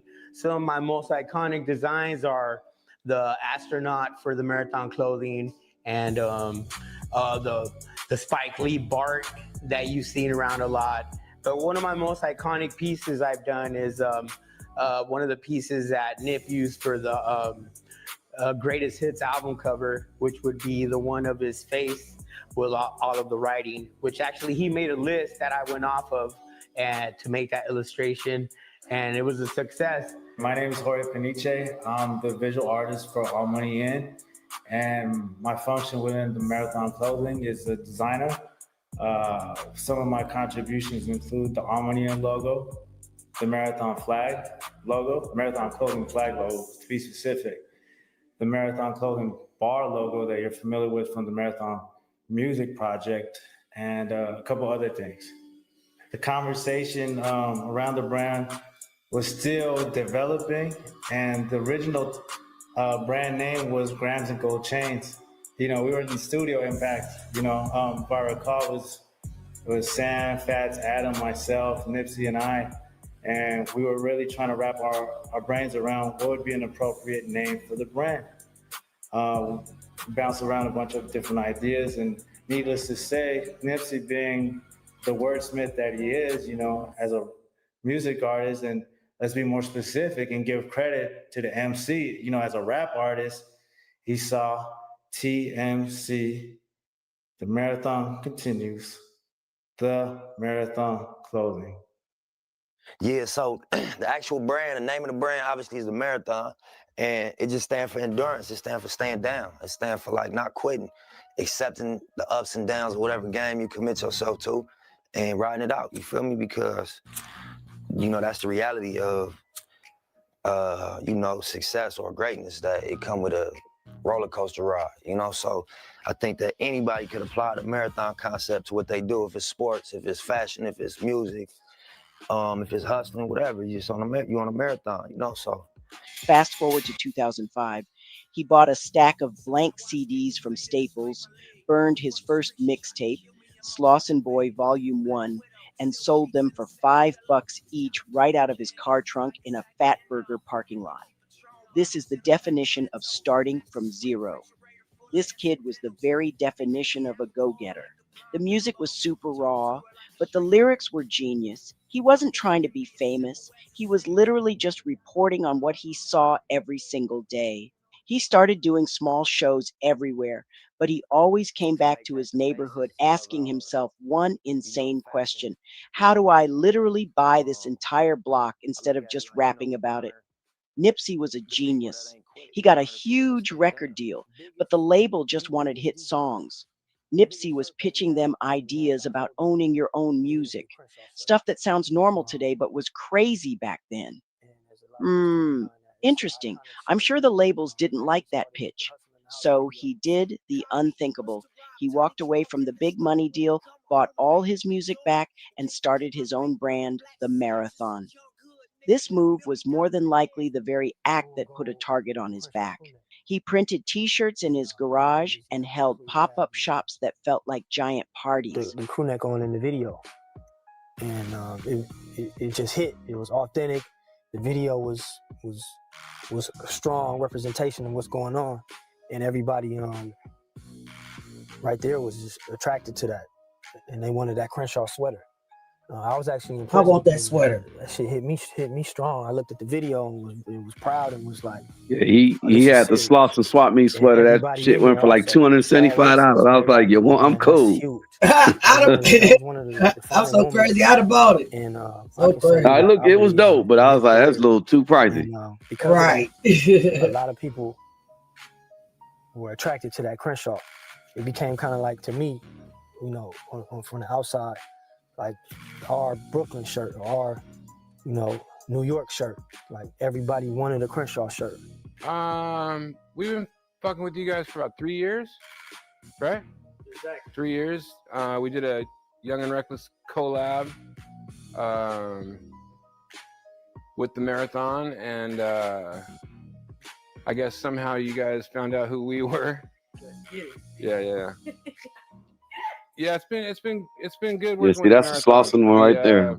Really? Slauson Swap Meet. I mean, honestly, yeah, these guys pay better than most of the big companies we deal with. We're always chasing them for money, and then Sam's just showing up here with bags of money. So like y'all's are. It's a way better situation. And I occasionally get to have a little, you know, creative input. That's good. So that makes me feel all right. Get to be helpful. I live more to coupe, ain't no clarity in my wheel. That rolling bezel dancing, that clarity on my wrist. That 40 get to dancing, I carry it on my hip.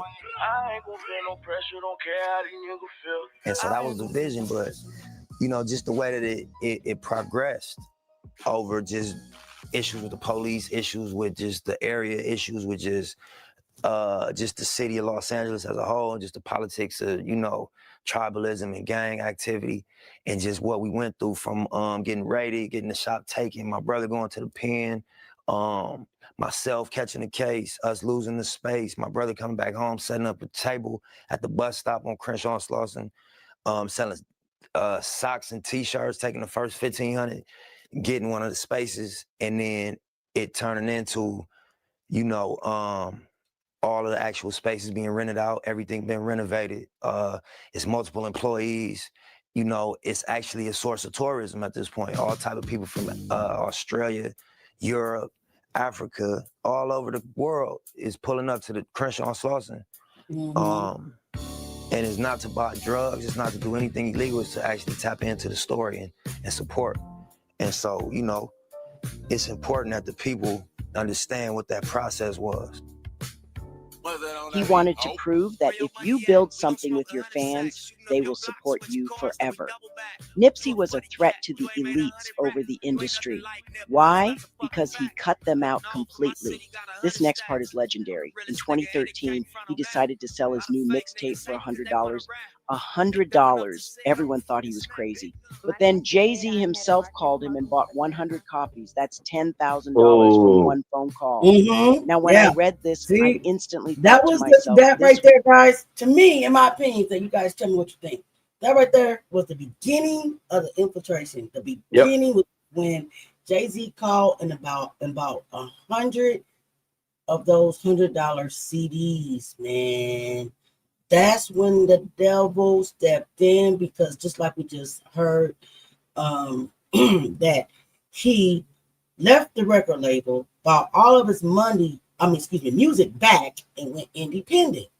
So here comes the alleged devil, Jay-Z, creeping in, making a big purchase just to try to snag Nipsey and try to show Nipsey, I don't know, that his cunning work, you know, trying to get in. And unfortunately, he got in. You'll then start seeing pictures of Nipsey, what you didn't see at first. He was always with his boys. He was with his brother and stuff like that. You'll start seeing him in the industry with photos of, you know, Jay-Z, photos with P. Diddy, you know, Lauren London, who also, I believe, was sent. You know, she was very close to Diddy. She was sent to infiltrate his life as well. I just believe this young man was set up because he cut him out. He cut the industry out, and they don't like that. What do you think, Seth? I mean, Wolf. That's exactly what I thought, because he was pretty much on his way to become his own boss. And a person like Jay-Z is pretty much sent to become as a, like they make it seem as if he's independent, if he's like the independent artist's friend, but he's everything but that. So if Nip would have just kept it going, it would have been a longer grind. But yeah, when he accepted that, that was like that was Jay-Z's way of letting them know, hey, I'm watching you. I got my eye on you, blah, blah, blah. And then, eventually he, I think he became management, right? Mm-hmm. Yep. And then he was taken from us. He was pretty much, I would think, sacrificed, allegedly, in my opinion. I was gonna say that's when the gates of hell opened. That is. You'll start seeing pictures of him with these guys. You've seen Rick Ross. You've seen him with Jay-Z. You've seen him with Diddy. You've seen him with all these snakes that we have learned over, the past few years that Jag has opened our eyes to, just opened the industry wide open. And now he's hanging with them. And now he's hanging with this nefarious woman that's very close to Diddy. You know what I'm saying? Yep. All of it. Sad situation. Was the beginning of the attempted infiltration of Nipsey's success. With that one move, he sold 1,000 copies in a single day and made over $100,000. And you will not believe what he did with the money. He built Vector 90, a place on the exact same street where kids could learn to code and design sneakers. He literally changed their entire future. Yeah, Nipsey was different. By 2018, he dropped his official album, Victory Lap. Power Bottom. Huge. It hit number 4 on the Billboard charts and got a Grammy nomination. He was finally a global superstar. But even after selling out giant arenas, he came right back to that same parking lot where he used to sell socks and held job fairs for people in his neighborhood. Can you believe that? From selling socks to creating jobs in the exact same spot. Again, I say, Nipsey was a threat. The Marathon brand was now known all over the world, but the man behind it was still more focused on his own block than any stage. His strategy was genius and his heart was pure. He wanted to change the neighborhood that birthed him. Around this same time, he had a son, Cross, with Lauren London. Becoming a dad completely changed him. Cross completely motivated him and put his already focused charge of... He had a daughter prior to Cross. Yeah. I could not find any videos of Nipsey talking about his son Cross because Cross was still young when Nipsey was taken out. So I'm pretty sure footage is out there, but Lauren London probably just didn't let it. I think there's a video in there. He brings up his son. It's real short. Yeah. It's a clip. Okay. Yeah. Okay. But he had a daughter first, so that was with Big U's niece. Yeah. Big U, the other snake allegedly. Mm-hmm. I would like to know, and we'll get to that part. I think that I have a piece of an interview in here where it says that Big U, called somebody, one of Nip's cousins, I think, or friends, and said Nip just got pow-powed or unalive, but Nipsey was still alive. Yeah, somebody named Loose Cannon, yeah. That's crazy. Now, how you gonna call somebody before he got popped and tell him that Nip's unalive, and then less than an hour later, he really was unalive? Yeah, you knew something. You knew something, Big U. And then now they put you behind bars because that's what they do. They hire you, and when they get done, they make sure you go away. Change on another level. He took his son to Eritrea in Africa every single year, the same trip that changed his own life as a teenager. He even said that your struggles can be the one thing that sets you free. Millions of people were inspired by that. And then the unthinkable happened. On March 31st, 2019, Nipsey was at his Marathon clothing store, giving clothes to a friend who had just gotten out of prison. An acquaintance from the neighborhood, Eric Holder Jr., showed up. They had a brief conversation about rumors that Holder had cooperated with law enforcement. Holder left but returned just minutes later with 2 guns and opened fire. In the parking lot of the store he built from nothing, Nipsey was shot at least 9 times and kicked in the head by the assailant. He was pronounced dead at the hospital. The murder shocked everyone, and because Nipsey was working on a documentary about a controversial herbalist named Dr. Sebi, theories spread like wildfire that his death was a conspiracy. But the police investigation and trial revealed a much more personal motive. At least that is what they wanted the world to believe on the surface. But we now know that conspiracies reflect more truth and hold more weight than the mainstream media. What happened next was unbelievable. The entire city of LA shut down for his funeral. There was a 25-mile-long procession. Rival gangs, Crips and Bloods, marched together in peace to honor him. He literally united an entire city. Today, the man who did it, Eric Holder Jr., is in jail, serving a sentence of 60 years to life for first-degree murder. During trial, Holder was indeed attacked by other inmates in jail. He was cut on the head with a razor and had staples placed in his wound. His defense attorney cited this violence in court, arguing he was being targeted as Hussle's killer. Some YouTube videos and others circulated rumors suggesting that Holder's family home was shot up, or that his family was targeted, but I was not able to find any official news reports of this incident. That doesn't mean it didn't happen, though. So It let me ask just you this, means that if it because I did know happen, you there were probably extraordinary measures didn't taken. hear this. Did that happen? Because I couldn't find. Supposedly it did. Okay. I looked everywhere. If it did, they made sure that stuff is not on the internet whatsoever.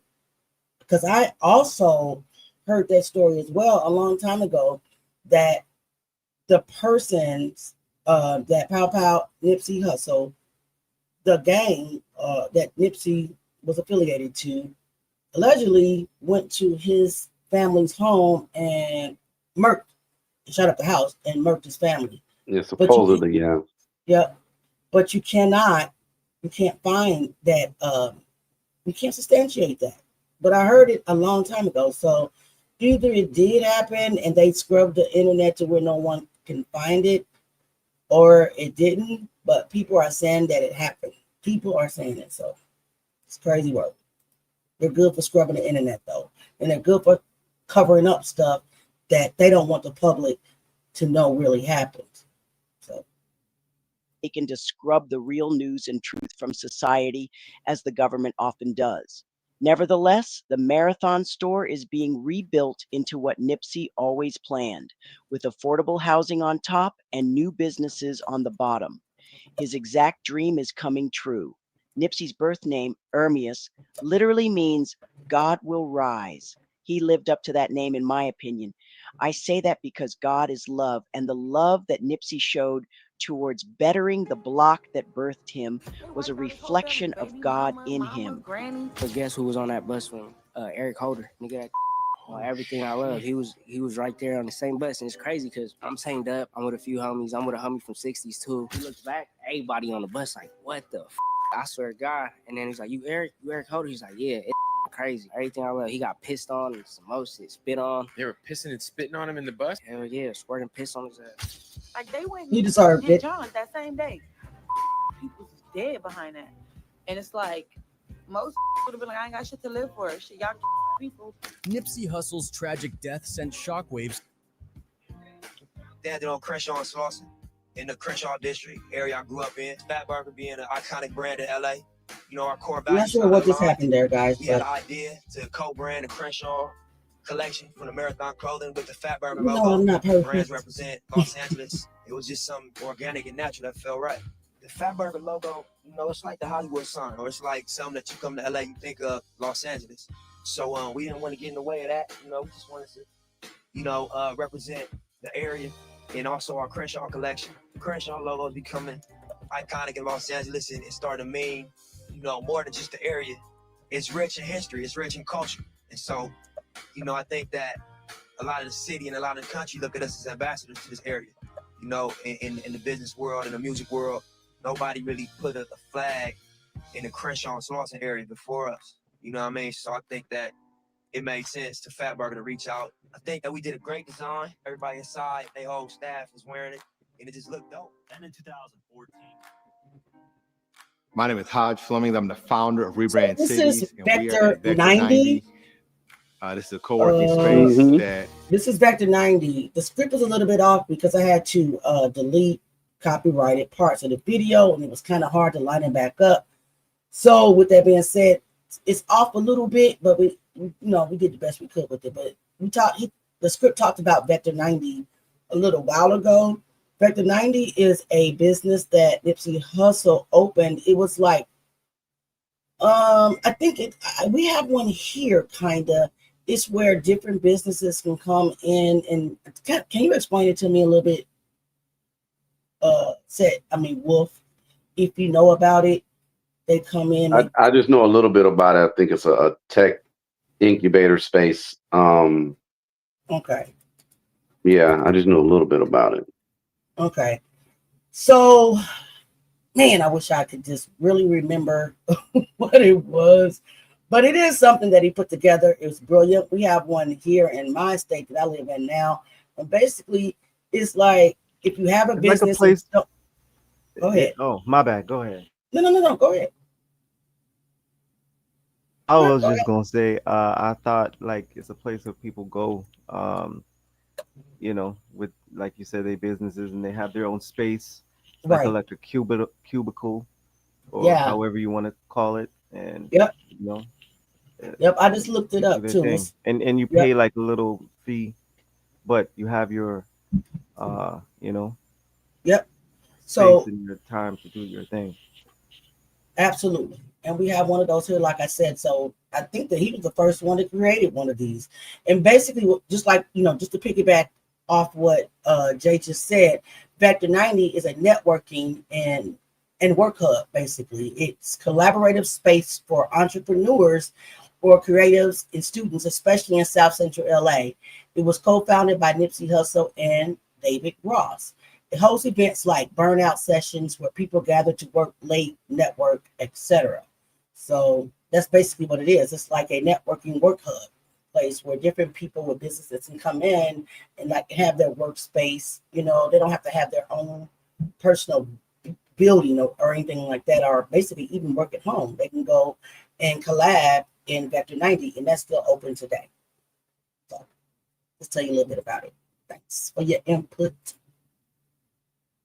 Nipsey Hussle helped to found, and it's in his own neighborhood. And so we couldn't ask for a better backdrop in terms of working with small business. Exactly. Say good morning. How's everybody doing today? Excellent. Good. I am excited to be here at Vector 90. Now I want to welcome you to the Rebrand Los Angeles event.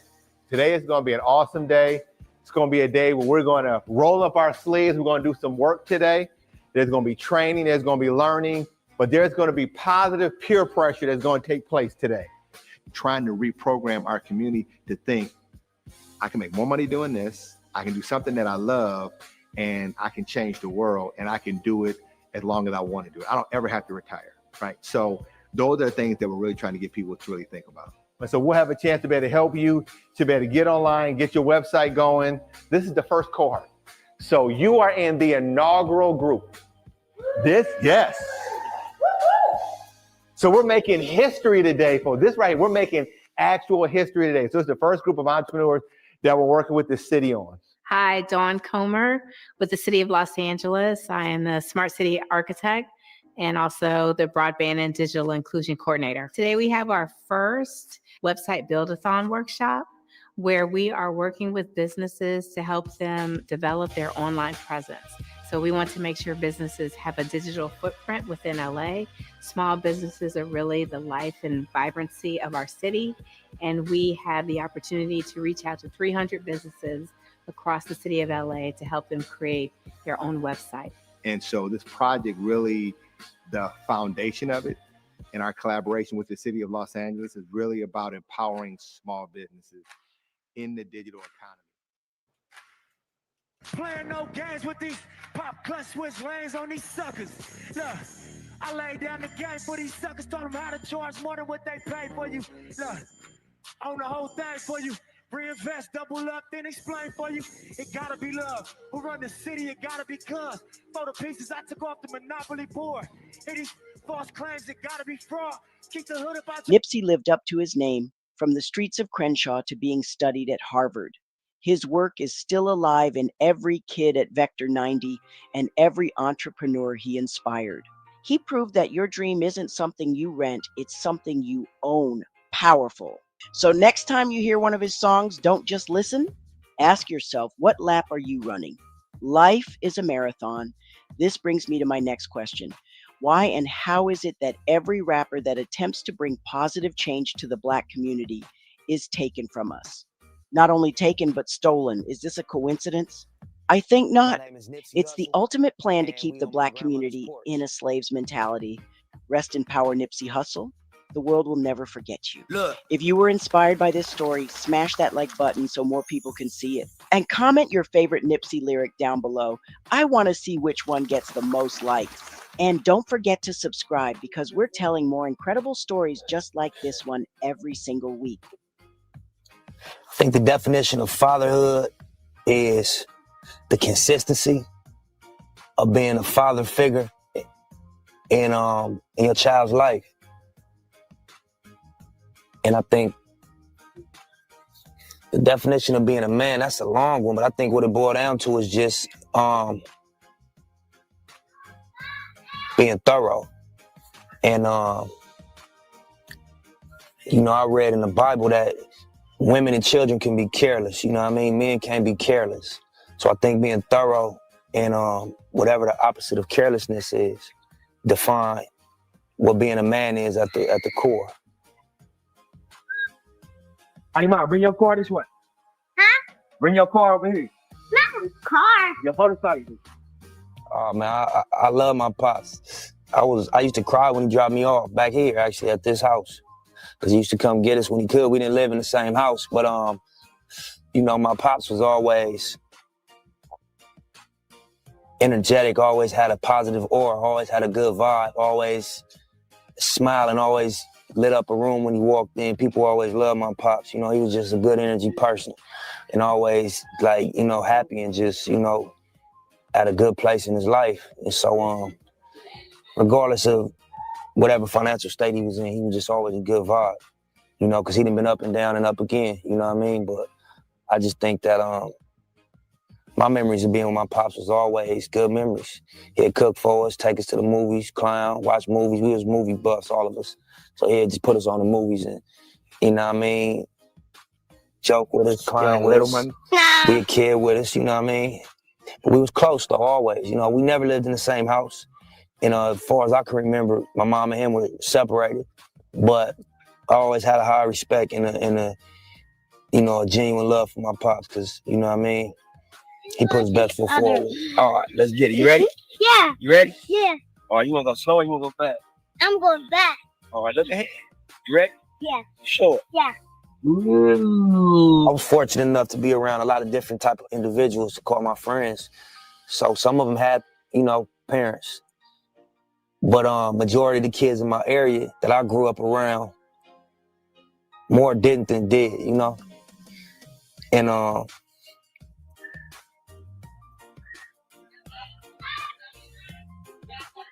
more definitely didn't have they pops in the house, you know what I'm saying, than did. But I had some close friends that did have a father in the house. That's why I say I had different groups of people that I would consider my close friends that I grew up with. And a couple of my close homies did have good male role models, but majority of the people I knew didn't, you know what I'm saying? And yeah, that's what it was. That was good. Yeah. Now let's race game. No, enough race. Yeah. I'm racing. Nah. Race that car. I think family is way higher on the list of things that are important in terms of Eritrea compared to America. I think that out there, family is the equivalent of how we feel about material things out here. That's what drives our culture. That's what drives our whole philosophy is material gain, you know, and I feel like out there, what drives their whole culture is family well-being and family togetherness, you know? And that's really the main difference, just the value system, what's important, you know? And you would think that the country that has less would feel like getting things is more important, but it's actually different. You know, it's just what's valuable. We got two different ideas of what that is, you know what I mean? And out there, family is very, very high on the list of valuable things, you know? My daughter's name is Imani Dior. She's 4, and her name means beautiful faith in Swahili, you know, but I chose Imani for a few reasons. You know, I named my daughter, I was actually, you know, incarcerated for a short time when my child's mother was pregnant with my daughter, and I came up with her name, you know, when I was in jail. And I was just thinking about a lot, you know what I mean? And I felt like faith represented where I was at, you know what I mean? At that time, I had just got a record deal. I was in jail. I didn't know if I was going to get out, and I had a child on the way. So I just, you know, it was a lot on my mind, and I think that faith represented where I was at, you know what I'm saying? And it was beautiful because I ended up getting out of that situation and moving forward, you know? But other than that, I just like how it sounds. My name starts with an E also, so, you know. She's playing a Yeah. When I first became aware that I was having a child, I was excited, a little bit worried.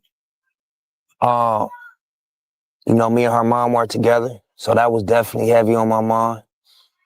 But we decided to have a child and move forward with it. And we found out we were having a little girl. And at that point, I felt like my job was even bigger. Just because both raising a little boy and a girl is a challenge. I would assume, I don't have a son, but I would assume so. But just a little girl, I don't have the experience of being a little girl. I don't have the experience of being a woman to give her that, you know what I mean? So it's a little bit different, you know, more of a challenge, I think, more of an unknown situation in front of you. But I was definitely excited, and, you know, what I've come to learn is that you find out as you go, you know, you learn as you go. My life did a complete perspective change because now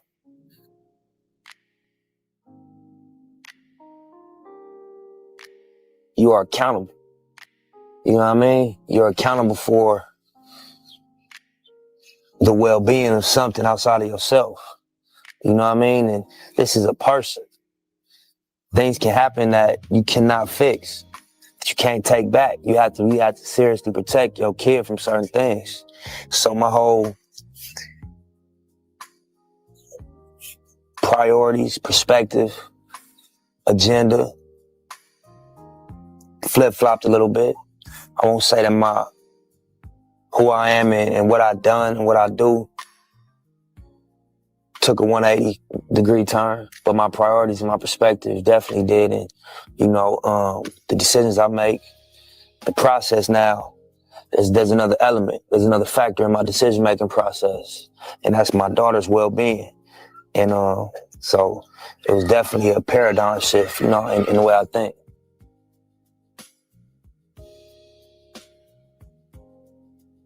Seeing her walk, seeing her talk, seeing her going out of town for a month on tour, coming back, she's taller. Seeing her learn how to read, identify ideas, grasp concepts, seeing her brain develop, seeing her intelligence and her curiosity expand, seeing her catch on to things, you know, seeing her develop determination. You know what I mean? This is all stuff that'll trip you out when you're watching a person that you created, you know what I mean, experience life and take to the things that everybody takes to, but you trip when you're looking at your kid do it because you've seen every process and every step. And, you know. Sometimes she hit me with words. I heard a song she made the other day, you know what I'm saying? She's singing now, so I heard her sing, and she's 4. You know, just her development in general. Every time she, you know, evolve a little bit, I see it and it trips me out. That's nice. Now, pictures again. I'm holding your hand. Pick it up. Again. Again. Well, when a father isn't present, the social consequence is you have an unstable person in society. The personal consequence is you have an unstable element in your family. And that's the relationship between you and your child. And it's, you know, it's hard to build off of that. And that's unhealthy in my opinion. And so, we know what happens. People get out here. The statistics can tell you better than I can tell you, you know, about the social consequences. But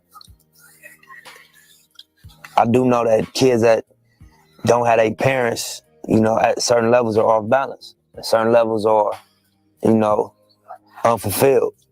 You know what I mean? So I think that it's definitely a reflection of broken homes, what we see going on in society. You know what I mean? A reflection of households and people that are off balance when you see these crazy things happening in the world, you know? And personal effect, you know, I'm sure them old guys that laid on their deathbed can tell you how that felt.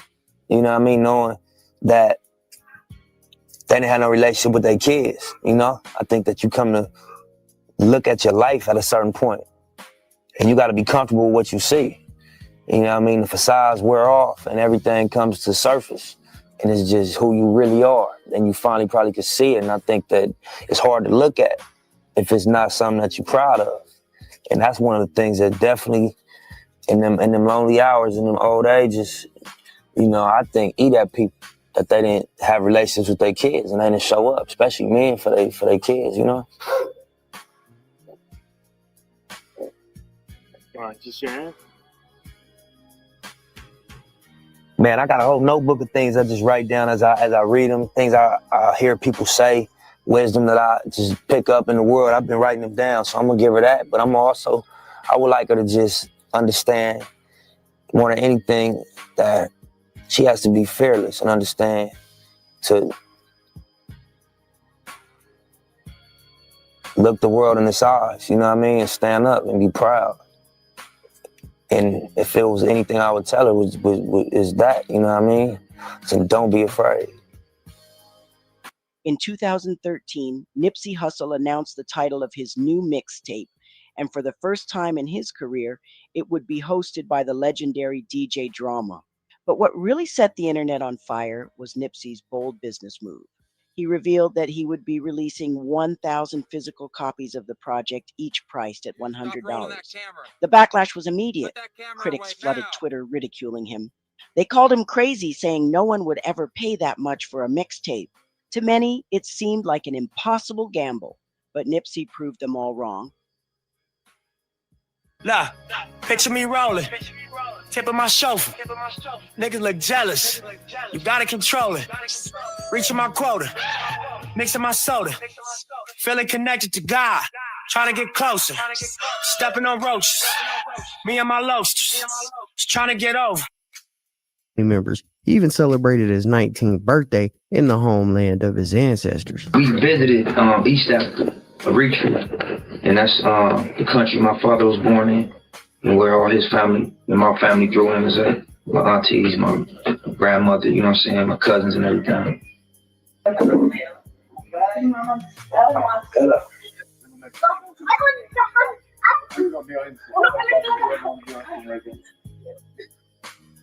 Slow.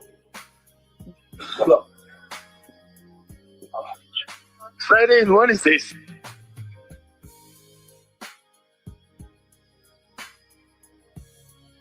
Good. Me, you feeling better? Yeah, easy. I'm blessed, man. Mm-hmm. Sure. Yeah. Top notch. Top notch. Truth in the making.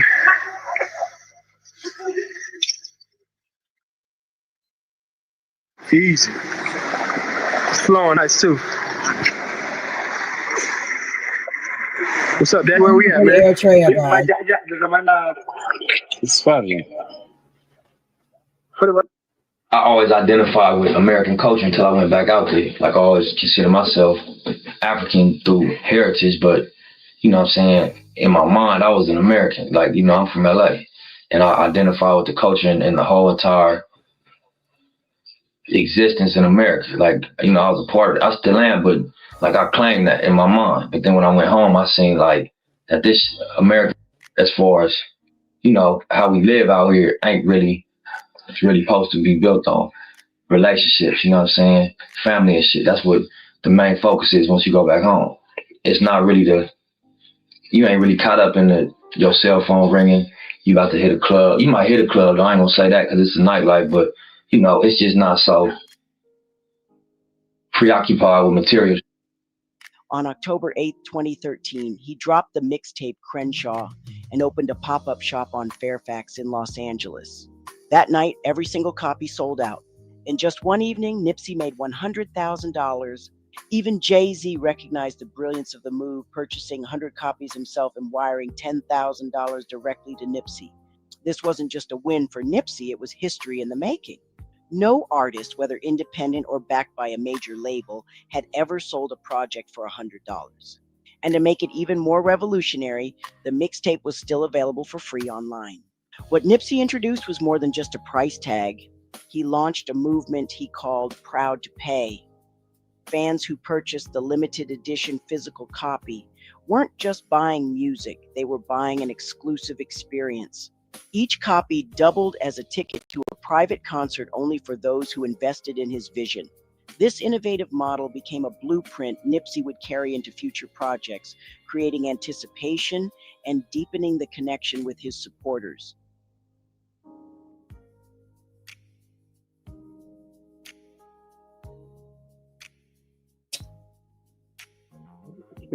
Because the one thing you want to do is to love. And that love should begin with you. Once you love you, you love. Okay, so the script is a little bit off, but this is Dr. Sebi. This is the guy that Nipsey was working on a documentary before he was unalive. This was another conspiracy, or maybe a truth, not a conspiracy, that they said that he was unalive for. That they did not want Nipsey to do a documentary on Dr. Sebi, who was teaching natural herbal medicine heals the body. Dr. Sebi, or Sebi, however you want to pronounce it, he actually cured AIDS before. And I do believe, I don't know which country it was, make him look it up, but if anybody else knows. He's from Honduras. Honduras, yeah. Okay, all right, Honduras. Now, is he the one that left eye was also following? And she was unalived as well. Was she trying to do a documentary on him? No. No, she just was following. She was just the first one to make him famous, to make him popular. But she was bringing awareness to him, wasn't she? Yeah. In his teachings, in his medicine, in his ways, and then she was unalive. So that's interesting. What do you know about that? That story. You know anything about them thinking that he was unalive because of a documentary he was doing about Dr. Sebi? Said not much. No, not much. Okay. All right. But that story is out there, guys. It's on YouTube. So if you get a chance, go listen to it. It's kind of interesting. But again, I just want to let you know who he was. This is him. Of the whole world. It's easy. It's delicious to love everybody and everything. The success of Crenshaw elevated Nipsey's career to new heights. For the first time, he broke into the Billboard 200, peaking at number 63 and climbed as high as number 34 on the U.S. top R&B hip-hop albums chart. This wasn't just a commercial victory. It was validation. So this right here, that his guys, unorthodox this approach guy that you see on the screen, let me try to could compete. This is Eric Holder Jr. This is the one who unalived Nipsey Hussle right here. Apparently, he was exiled from the neighborhood. Is that right? Am I getting this story right? He was exiled for doing something. He would come to the neighborhood and get beat up. He got in a fight, is what I thought I heard. And he got beat up really bad. He was exiled. And for some reason that day, he decided to pop up on the scene and take Nipsey out in broad daylight. So we'll get to that part. But his name is Eric Holder Jr. Do you know anything about that day and about the beef he had? I know that it was because he was apparently maybe a snitch, I believe. It's what the affiliated gang believed, that he was a snitch. I'm not 100% sure, but that is the story that he put out there, that Nipsey Hussle basically, I'm sorry for calling you Set. It is just in my head. I'm talking to Wolfgang, not Set. Please forgive me. But apparently on that day, when he pulled up, Nipsey, and we'll see this part, right? It's all on tape. Nipsey was like, is that Shitty Cuz? His name was, changed to Shitty Cuz. It was originally something else, but he was a snitch, and Nipsey kind of didn't confront him about being a snitch, is what I heard. He just was like, hey, it's a story out here that you a snitch. You might want to get the paperwork so you can get it together. Kind of clean up your reputation out here in the streets, because you're now pulling back up, and it kind of put your life in danger. And that kind of supposedly, go ahead, Seth. I mean, I'm over here looking for something. Yeah, that's the story that's being told, but no, that guy. Yeah, I ain't got much to say about him. That's just me either. Yeah. Yeah. His name is Shitty Cuz. Apparently, they didn't have much to say about him either, based off his name, Shitty Cuz. What a horrible name, right? Just in broad daylight. I also learned that, and you'll see in the video, that when he first pulled up, he didn't have a shirt on at all. And another thing about this so-called Uber driver, which is also was his girlfriend, not official girlfriend, but a chick that he, was sleeping with. So he didn't have no shirt on. But when he went back to that parking lot to unalive Nipsey and shoot and pow other innocent people, he had a red shirt on. A red shirt on to try to throw off the people, to make them think that it's a rival gang member that's walking up to them to pow them. But so where did he get that red shirt? If he got in your car, ma'am, with no shirt on, according to your testimony, where did he get the red shirt? Why didn't you explain that? That don't make sense to me. But we'll get to it. We're almost there, guys. And like I said, it's off a little bit, so I'll be stopping trying to do my best to tell the story. All right, but this is Eric Holder. This is him in prison. When he got to jail, at trial, when he got to jail, he got his arse beat. With the biggest names in the industry. He got beat up, y'all. Look, he tore his ass up.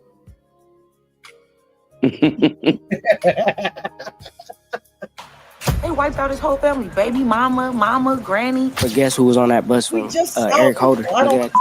Everything I love. He was right there on the same bus, and it's crazy because I'm chained up. I'm with a few homies. I'm with a homie from 60s too. He looks back, everybody on the bus like, what the f?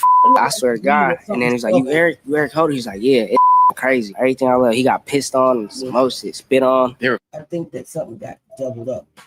But Crenshaw brought Nipsey more than just chart success. It also changed his personal life forever. Me being from over here, you know what I'm saying, or representing this area, or being accessible to the area affects my career in a negative way, you know what I'm saying, I'm just taking that one on the chin. And the things that you sacrifice, this is what life is all about. Say what's happening. Firstborn, man. Say what's up.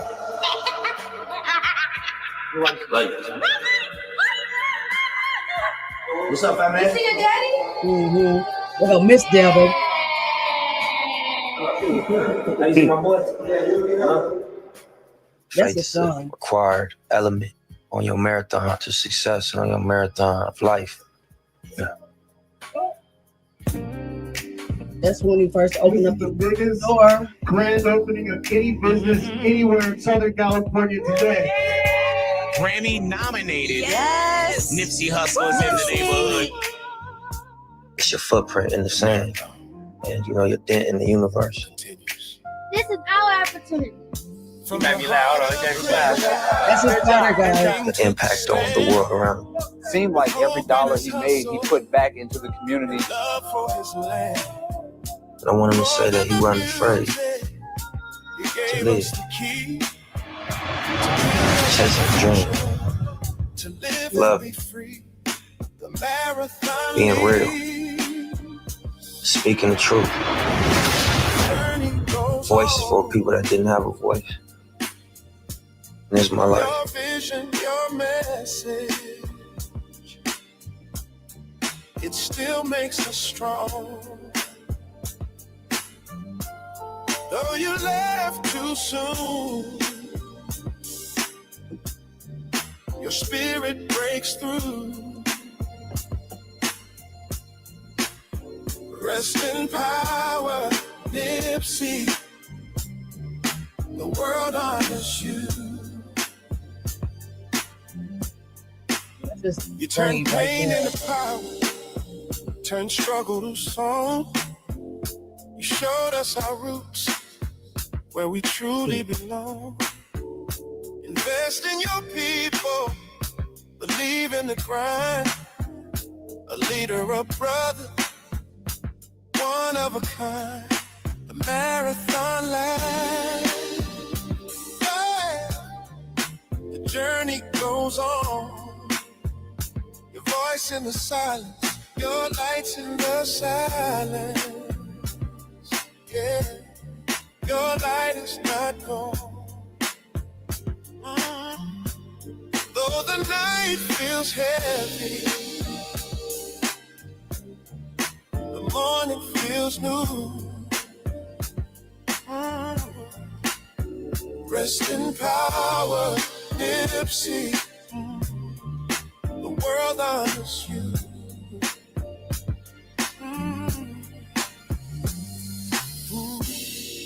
The saxophone cries,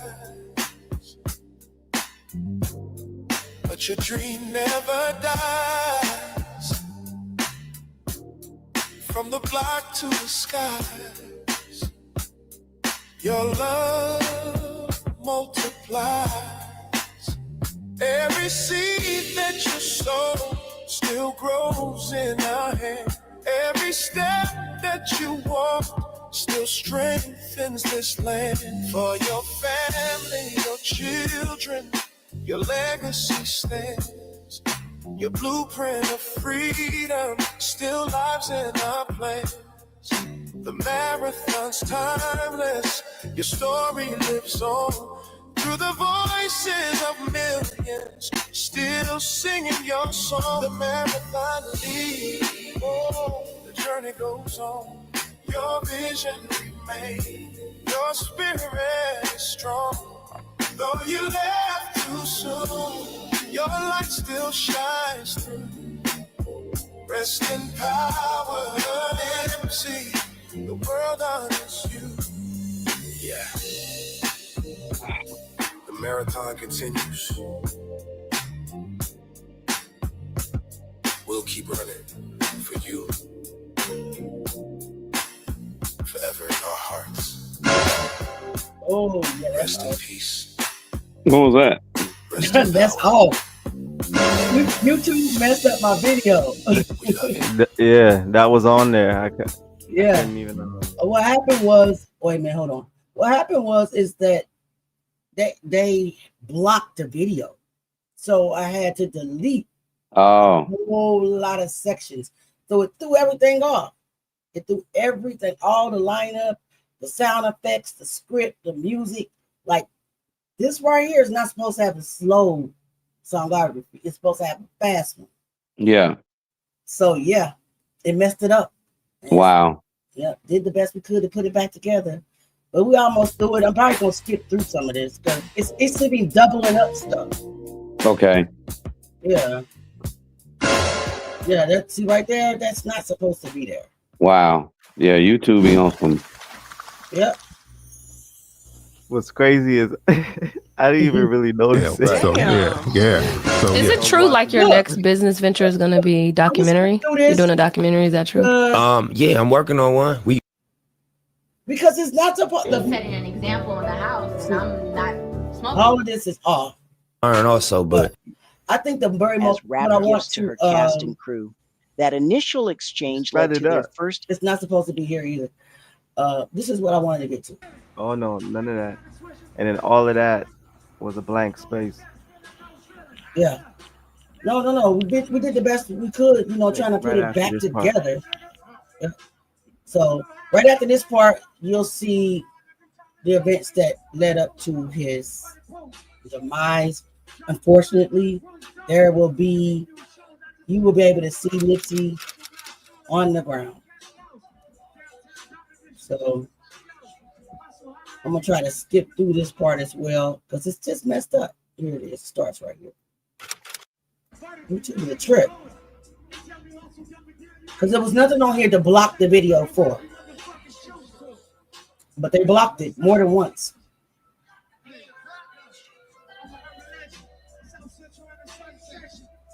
So again, I'm gonna do a disclaimer. All right, so I'm gonna try to blow this. That's already blowed up as much as I can blow it up.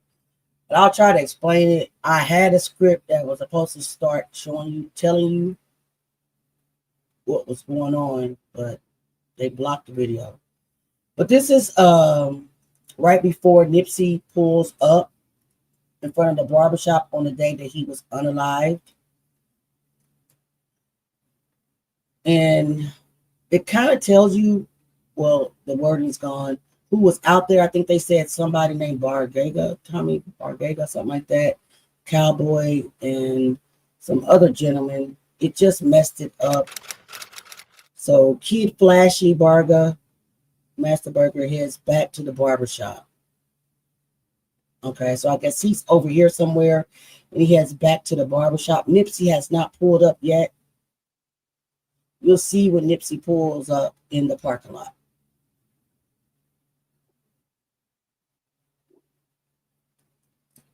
This picture's not supposed to be here. That picture was supposed to come up a long time ago.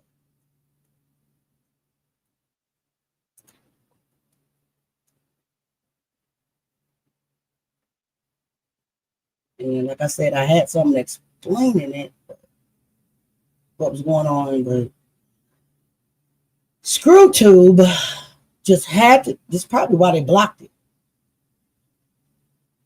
But they didn't really block it for this. They were quoting other things.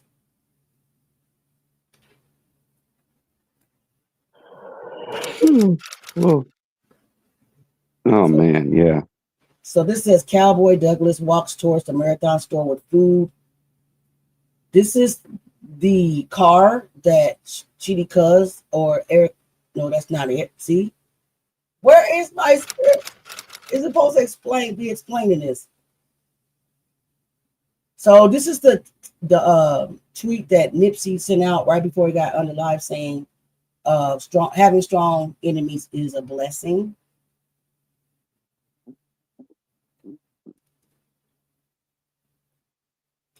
These are just. You're doing well. I'm doing my best. Let's see if I have. No, it's good. It's all good. I can see it. I can read it because it's not playing. I have it saved somewhere.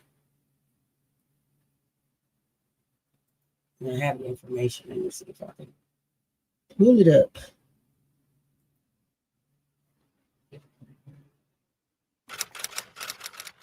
It's crazy. No, it's an audio. I forgot I saved it as an audio. So there's Nip. He pulled up. That's Nip's walking up. His friends coming to greet him in the parking lot. Nip has the white do-rag on. If you can see him, it's kind of hard to see him so far away. There's a cowboy coming back out of the Marathon store to come out to greet Nip. And I forgot who this guy is right here. His name. This is right after he tweeted, having strong enemies is a blessing. Right. Now, pretty soon here, you'll see Eric Holder pull up with the lady in a white car, and there was no place to park, so she's going to park right here.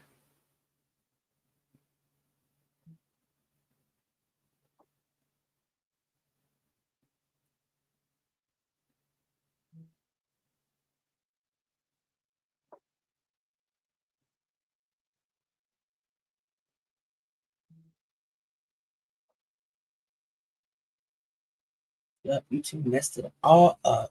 I had a script talking all the way through, explaining what was going on. Joshua Bird walks out of the barber shop and approaches Cowboy, Rimpaw, and Nipsey Hussle. So that's Cowboy, Rimpaw, and Nipsey Hussle. I'm not sure who Rimpaw is. I'm familiar who Cowboy is because he's been out on the internet talking. But I'm not sure who Rimpaw is. Yeah, he's a rapper.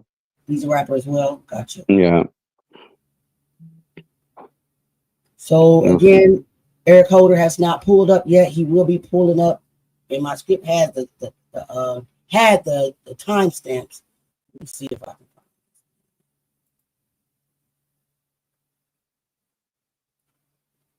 I think that.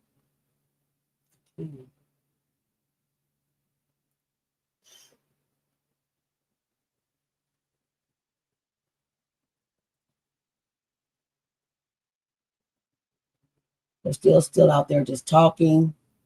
Okay, so this lady, I forgot her name because, yeah, I forgot her name, but it was in the script. She's pulling up with the food she's bringing food back for the workers. They're working the marathon and over here. I don't know what this is right here, but I think this is the marathon. But it was something right here, and I can't remember what it was. Which store was that? Do you remember? But that's where. I don't remember. Okay. Well, she's ready to back in. She got the food. The parking lot is filling up. They say it's the Fat Burger.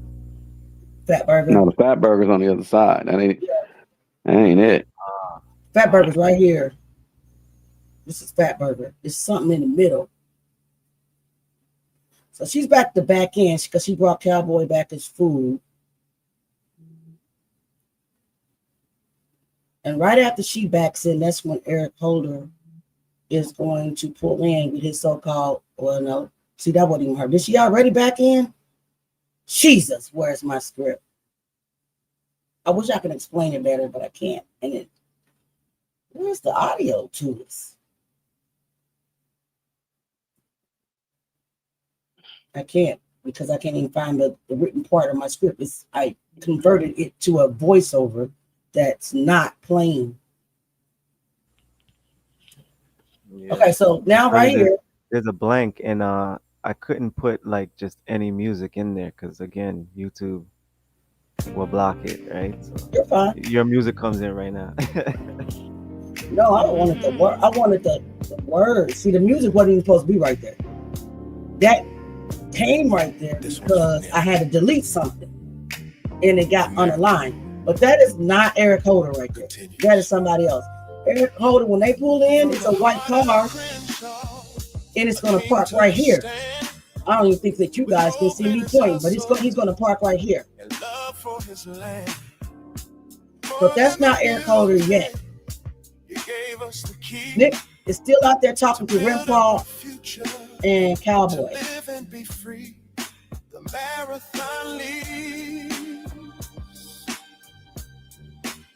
and somebody else, a fan came out, an unknown person came out to greet Cowboy Grandpa Nipsey. See that song?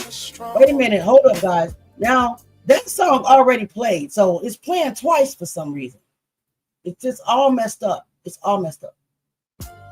Though you left too soon.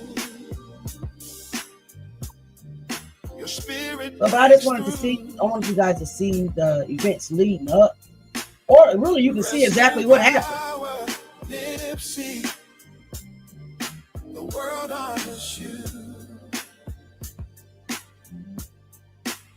You turn pain into power, turn struggle to song.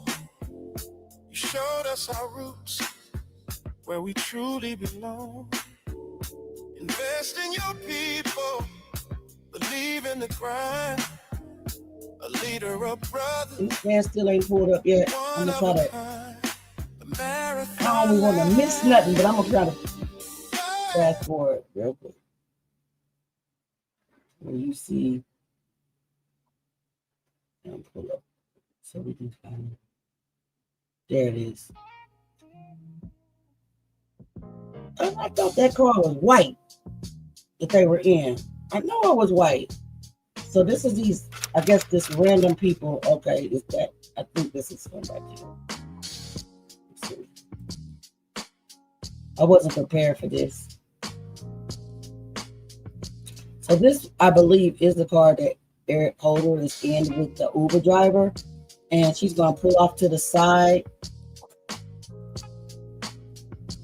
Yep, right here. He's going to get out.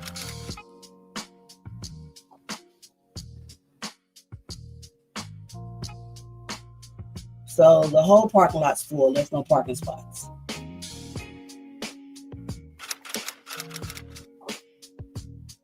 This is the vision. This is the visual inside the Fat Burger. You'll see Eric Holder get out, and I believe he's going to go directly into Fat Burger and order his food. Or he may go over here first. I don't think so. I think he goes in to order his food, comes back out, go and approaches the group, and that's when they have the conversation.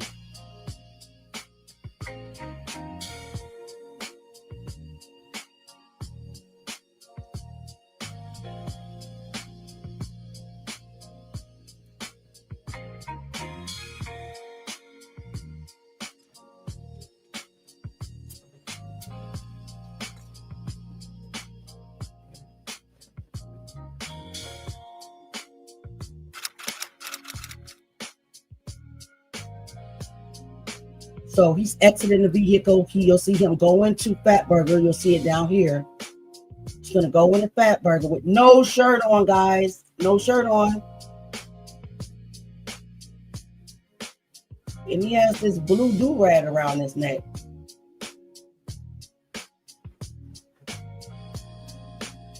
And right now, he's looking all over his shoulder, looking around. He's already, to me, acting suspect.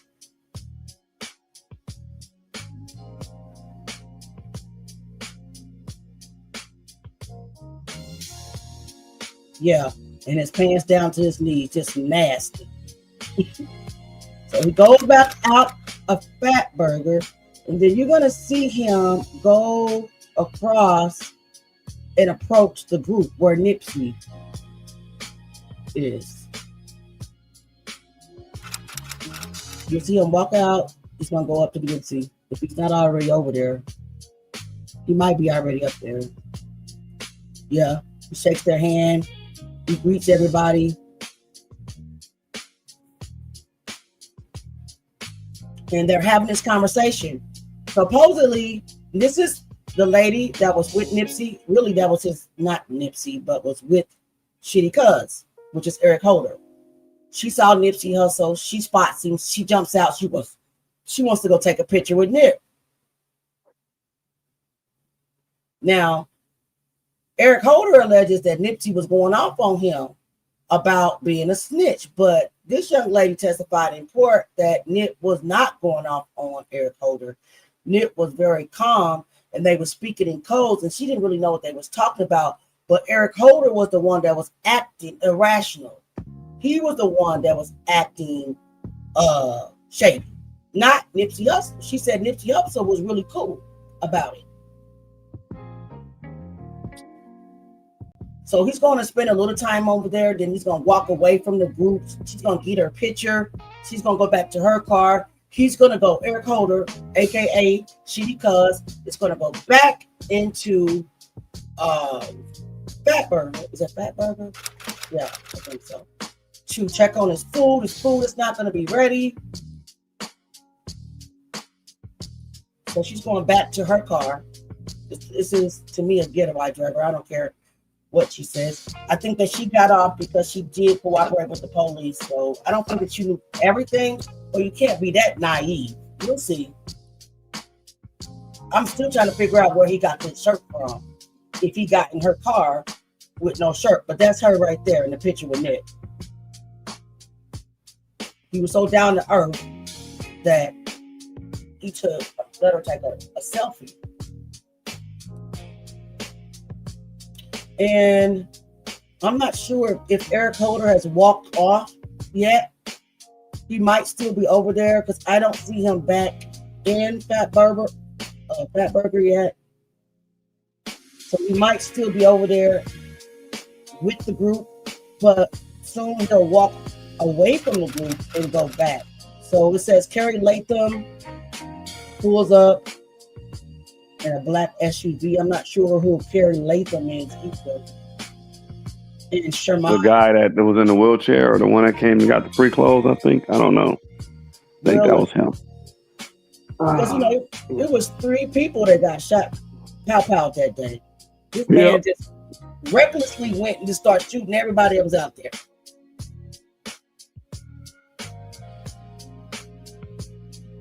So I don't see that he's walked back over here yet. So he's still in the crowd having this so-called heated conversation.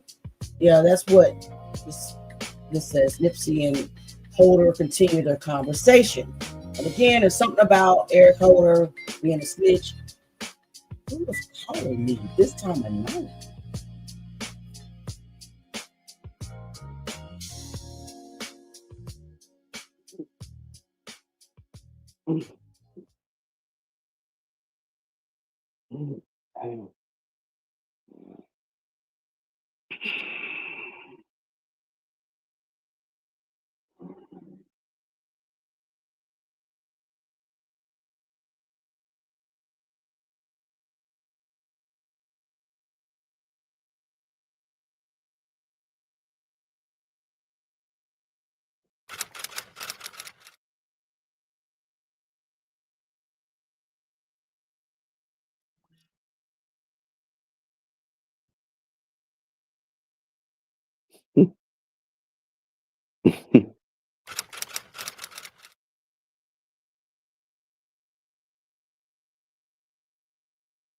Okay, I'm getting prank calls at 11:18 p.m., but I don't know where. Wow. Yeah, some old guy. So Eric Holder has now walked off from the group. He's now entered back into the Fatburger. But check on his food. It looks like his food is not ready as of yet, but he's looking upset. He's looking restless. He's looking around. He's pacing the floor like something has him ticked off about the conversation. And it probably is the fact that Nipsey brought up that he possibly was a snitch. Somebody named Kid Flashy pulled up to Nipsey, took a photo with Nipsey. Everybody's still out there hanging around. This dude, Eric Holder's going in and out the store. I do believe that this is when he realized he wanted something to drink, but he didn't. He spent all his money on chili cheese fries. So he didn't have no money to get nothing to drink. So he went back out to the car and asked the lady, is cut off. Her name is, I don't know what her name is because I don't have my script in front of me. Not prepared, messed up video. We're doing the best we can. Asked her for some money to get him something to drink because all he had was enough to buy $3 a $3 chili cheese fries. Crazy work. Fun behavior. So it looks like he's going back into the Fatburger to see if his food is ready. His food is ready. Now he's about to order him something to drink. With the money he got from the lady that he was riding with. Still no shirt. I don't see where a weapon is on this guy. And she claims that she didn't see a weapon on him. So where was the weapons? He was only in the car with her. Does that make sense, Wolf? Yeah. And he had two. He had two pow-pows. Where was he at? So these are the other two witnesses that came up. Now, while his other lady friend's in the car, he's flirting with her. He gets her number, and I don't know what on earth why she would give him her number. Man, look at this dude. Man, what is wrong with women? So now he goes back to the group. It looks like maybe to say bye or whatever. Nah, I think he went back to the group to assess the situation. I think he went back to see who's all out there. What you guys think? So then he goes back over there, says whatever. Nipsey Hussle's giving. He's just letting anybody walk up to him and take photos with him. That's what's up. He's just a cool dude. But I think he should, same thing with young Dolph. This was very comfortable in this neighborhood. Believed that his neighborhood, would protect him. Didn't think there was anybody in this neighborhood that would do anything nefarious to him. And he didn't have security. He's just out there, just like, young Dolph. Similar thing happened to young Dolph, right? He was just out rolling with his brother. And they snuffed him. So yeah, he went back to. Was he with his brother? Dolph was. Yeah, I heard he was he went to the cookie. He did. He went to shop. Right. It was just him and his brother. Out. Right. No security. But you see, Eric Holder and that lady has pulled off now. Nipsey takes a photo with Bree Hussle, another witness. So he's out there just giving people photos, man, giving autographs. And actually, one of the guys that went into the Marathon store and bought Nipsey's shirt was the last one to receive an autograph. I bet you that's worth a lot of money, but he probably never would want to part from it. And these are witnesses down here as well. They're going to see the pow-powing. Right now, my script would have been telling you that Nipsey and the lady circled, right? And you would hear in my script where he started playing with guns and he wanted to do the pow-powing right then and there, a drive-by in broad daylight. But she told him, no, put those away. You're not going to do any, pow-powing in my car. So they went around and parked in the alley. She parked in the alley. You're supposed to be an Uber driver. No, you were more than an Uber driver, ma'am. So he's back there, and you'll see it. It'll come up here shortly, where he's back there, and he's eating his chili cheese fries in her car, and then he's going to step out and go back to the parking lot. Why she waits, ma'am? You're an accessory. I don't care what. An Uber driver that supplies guns and shirts, red shirts, money to buy the drinks, right? A place to eat, getaway. The only thing I think, and not only that, this lady can't be that gullible. She went and got the dude the same night and let her spend the night with her at her mother's crib. Are you kidding me? I can't hear you, Jay. You muted. No, she's harboring a fugitive. Mm-hmm. Yeah, she was more than she was more than just a Uber driver. Ma'am, you an accessory. You just got scared because they showed your vehicle on the news. So your mom was like, you need to go come clean, ma'am. And he was like, let me get ahead of this. I'm sorry. No, I don't believe her. So anyway, so this is just showing people that are going to be witnesses to this crime, right? So they're speeded up a little bit. This is just the timeline, I guess. So they're now walking out. These are the two women that are now walking out of the Fat Burger. But they didn't drive off. They saw somebody that they knew, and they went over to talk to that person. So they were still there. You'll see them running and stuff like that when this dude decides to put on a red shirt that mysteriously just popped out of nowhere and come back through the parking lot disguised, because now he had, there it is right here. So you're going to see her car, pull up at the end of this alley. And this is somebody's ring door camera, or some a ring camera, I believe, or camera. And you'll see it pull up right here. And this is another witness. He walked into the Fat Burger to order his food. He didn't know that was Nipsey at first. You'll see when he first recognized, hey, that's Nipsey Hussle down there, right? So the parking lot starts getting crowded because everybody's noticing that's Nip. So there she is. There's the car right there. That's her pulling to the end of the alley. Him eating his chili cheese fries. As soon as he gets done eating his chili cheese fries, he's going to open the door, get out, and she's going to wait. There he is right there. He's opening up the door. She's going to wait. Ain't no way I'm waiting on you. Uber driver? Why you put on the red shirt, sir? You didn't ask that? You didn't have a shirt on at first.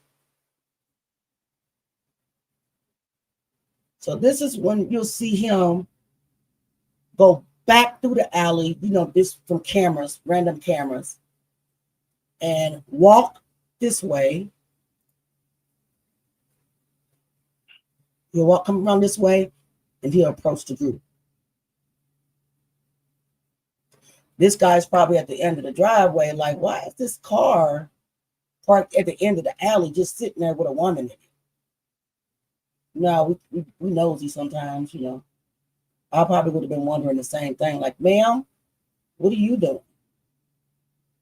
But he just turns around, walks up. I don't see where Eric Holder has came back around yet, but you'll see him come back around. Oh, here's another. Okay, there he is, red shirt.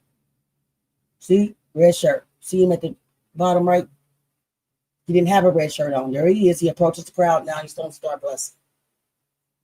You're going to see Nipsey drop, and that broke me. That's Nipsey drops him. He dropped.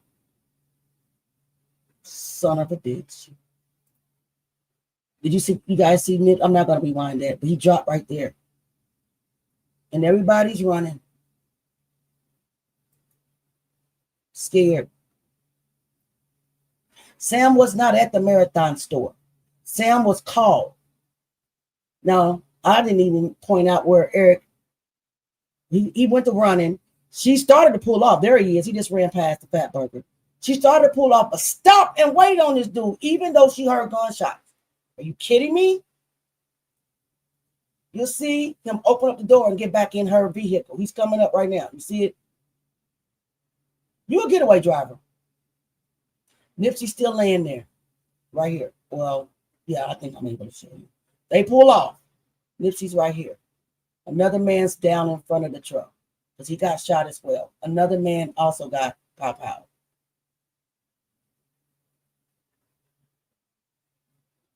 So Black Sam wasn't there. They called Black Sam. Black Sam drops everything, runs to the Marathon. He is the one that you will see, unfortunately, I'm sorry, him giving Nipsey Hussle life-saving measures. You'll see another man on the ground. Cowboy alleges that he went up to Nipsey, but I didn't see that. You'll see that. I mean, Cowboy said that he went up to Nipsey and started to try to stop blood, but I did not see that in this video. All I saw was Black Sam. And right now, I don't know where all the rest of the cameras are. They were here. Maybe it was just too much to show, but they'll come back on.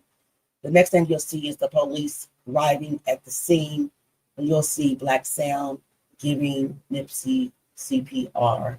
And you'll see the other man laying in front of the vehicle. And you'll see the other gentleman, the victim, he's still standing up because fortunately, the bullet that hit him actually hit his belt buckle. So, and just grazed him because the belt buckle kind of, I'm trying to say, interfered with it entering his abdomen. So let me see, because I don't know what's going on anymore right here. Let me see if I can kind of speed this up. It's almost over. Since it's not showing anything. Uh-oh. Let me see what it is. People standing out in front of Fat Burger. Nips over there. Tell me again. What I need you guys to do? Okay.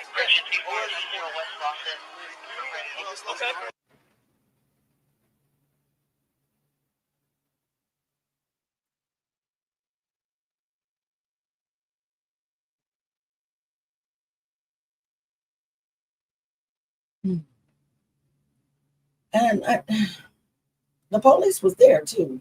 We're watching body camera footage of Nipsey on the ground. But what's disturbing is, why is Black Sam giving him the CPR?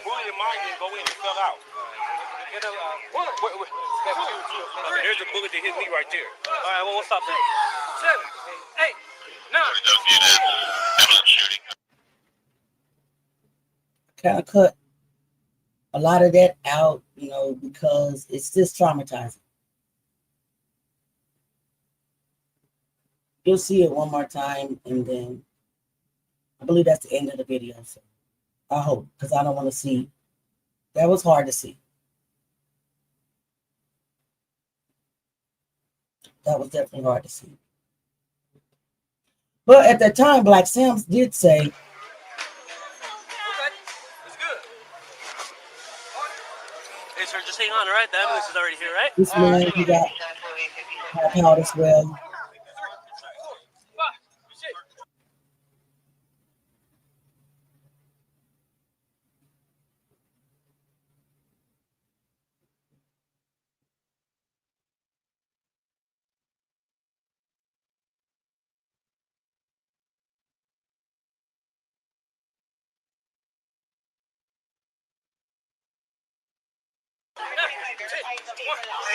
FD on the line still. 45 Roger, FD's gonna be here. The paramedics, they will arrive here soon, and they'll take over. But Black Sam did say that he was breathing right here. Black Sam is in panic mode. He's asking if he's doing this right. He's doing his best to save his little brother, man. That's heartbreaking. But why the fuck is the paramedics not doing it? Exactly. Why wasn't the police doing anything? They were standing around. That's their body cam. Black Sam was there. He was the one doing the CPR. He had to ask him, am I doing this right, brother? Am I doing this right? Imagine trying to save your little brother's life, man. I'd have did the same thing. Now they decided to take over. I don't know. We was talking. The guy just walked up, said, "You gotta go start shooting." When he hit me, I backed up and I took off. Which way did he take off? I don't know. Before I could see he took off, I tried to get behind the truck, and he kept shooting. He got hit too.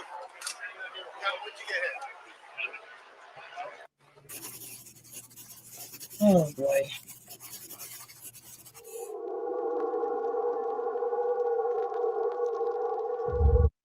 I like the ending. I like that outro. All right, guys. So I'm sorry that the video was a little, Jay Mizak did his thing though. He did his best trying to fix it for me, because I started working 2 jobs. Hey, listen, we appreciate you. I love you, bro. You know that nephew, not bro. But it was just something, I guess, that they didn't want us to see. They kept blocking the video, right? So, Seth, what do you think, man? Yeah, I'm crying too, guys. I cried, and I'm trying not to really cry right now. Yeah, it's I'm trying. Well, I refuse to watch anything in regards to the assassination of that situation. When that happened, I was in Mexico, and when I heard it from there, I was chilling. I'm like, damn, what? Like, of all people, you wouldn't expect that to happen to him. But it was shocking. But no, I still ain't seen it. I ain't seen the footage or none of that. I care not to see it. Okay, I'm sorry for because you. No, it's okay. But yeah, like again, just like with the situation with Tupac, I remember when Pac met his demise, you had a lot of revolutionary rappers, MCs that I knew, and it scared them. It shook them because they were like, this could be me. But of course, the Pac situation, he was targeted since he was a kid. Right. And it's the same thing with Nip as well, to a degree. I see it. Yeah. They put too many bad actors on him. I'm gonna say Laura London, Jay-Z, and Diddy. They put too many bad actors, in my opinion, in his life. Right. And yeah, that's unfortunate. Yeah, it is very, very, very unfortunate. But it's just he was doing great, right? But then here come Jay-Z sneaking in. And then that opened up a door to the industry, then the Diddy, then the Rick Rosses, and then you'll see with all the different industry snakes. And then in broad daylight, this broke dude, because he was broke, he couldn't even buy himself a drink with the chili cheese fries. Dude just had chili cheese fries. He didn't have a burger, right? And just, I don't believe that this dude did this on his own, even though he's the only one in prison. I don't believe that, he did this on his own accord, because I had read that he wasn't even around the neighborhood. He was scared to come to the neighborhood because basically he was outcast. So that's why Nip was so shocked when he pulled up. He was like, "Is that shitty, cuz?" Because it was a shock to him because he hadn't been around so long. Well, I heard they laced him. They gave him some. This is just like hood stories that you hear around our neighborhood. They gave him some sherm. I think maybe the day before or the morning before, the morning of. Okay. And it was like he was already set up to kind of, he was pumping himself up to do that. Already. Yeah, but how did he know Nip was going to be there on that day? Yeah, I don't know. That's why there's rumors out there about it being possibly an inside job from the gang. Well, we know it is. Look at, who is it? What's his name? I forgot his name. Big U. Big U, yeah. He's in prison right now. Yeah. And all this stuff is coming out. So it had to be. With so many, I still think that when it all boils down to it, it goes right back. It originates with the industry. And then they get out there and they infiltrate, gang members or Big U per se. You know what I'm saying? All of it. I know he had something to do with it. Allegedly. I'm gonna say allegedly. I ain't that stupid. But I know he had something to do with it, because how did you call that guy and who was it? The other guy, I don't know, but forgot his name, and told him that he was unalive and Nipsey hadn't even got out at that time. He knew all about it. He set it up. So, but I still think that someone in the higher ups in the industry were the originators, the elites. So, but anyway, Seth, do you want me to grab a sweatshirt so you can just kind of tell me how to do this real quick so I can show the people?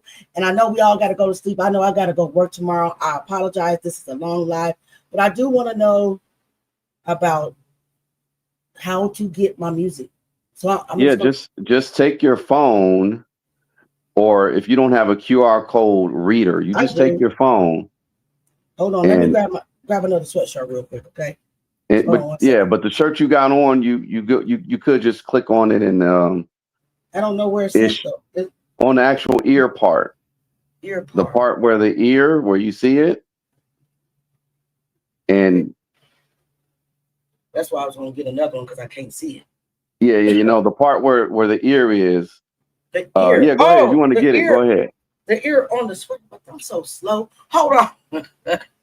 Hold on. Yeah, the ear on the photo. And you could click on it. You could click on it. Like if you use your camera, it should take you to the actual song. But yeah, right there on yours where the photo is. Okay, guys. I think I'm just trying to be a show off and let y'all know I got another color. No, this playing. No, the ear on the photo, duh. That one's fly right there. I like this green one. It's dope. I like them all. Okay, ear. Is it the purple strip? No, the ear part. No, the part where her ear is, you just click on that. Or if you got your camera. Yeah, I got my camera up. Oh, I see. And you could you'll see it. Yeah, you'll see that it but it's not picking it up. My phone is not picking it up. You know how on the iPhone, if it sees a QR code, it'll automatically bring the box up. Same thing. Like it should just automatically see it, but yeah, this one. Guys.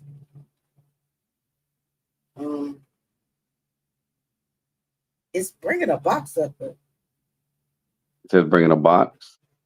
Yeah. Maybe I just need to lay it out flat. Lay it out flat. I'm excited. This was a hoodie reveal I was supposed to do. I wanted you guys to be here with me to see what I got with my hoodie. But maybe I need to do this offline, and because it's not scanner, and then I'll come back online sometime this week and show you what I got. Because I got four different hoodies. Oh, wait a minute. I got 4 different, and I think that each one has something different, right? No. They all have the same. They all linked to the same. Okay, they all linked to the same. Yeah. And it's not coming up. It's not coming up. But anyway, I'll figure this out. I'll get with Wolf and figure this out, and I'll come back on later this week to let you know what I got. Sound good? That'll work. Because I can't get it to work. And it's probably user error. It's nobody but me, because I'm pretty sure that Wolf did. I know for a fact that he tested it out. Yeah, it works. Yeah, it works. It's me. It ain't nobody but Auntie. Y'all should know that by now. But anyway, guys, I appreciate you guys spending these few hours with us. I love you. We love you. I think the next thing, the next artist that we're gonna hit on hip hop is a graveyard, unless Wolf and Jag has another artist they want me to bring to the forefront. I think our next is gonna be Biggie Smalls. I think that's what we agreed on. So everybody, let's get our Biggie Smalls hat on. We'll be working on that. Jay and I will be collaborating and working on that video this week. This time it will be flawless because Jay's not gonna he's not gonna have to try to band-aid something, right?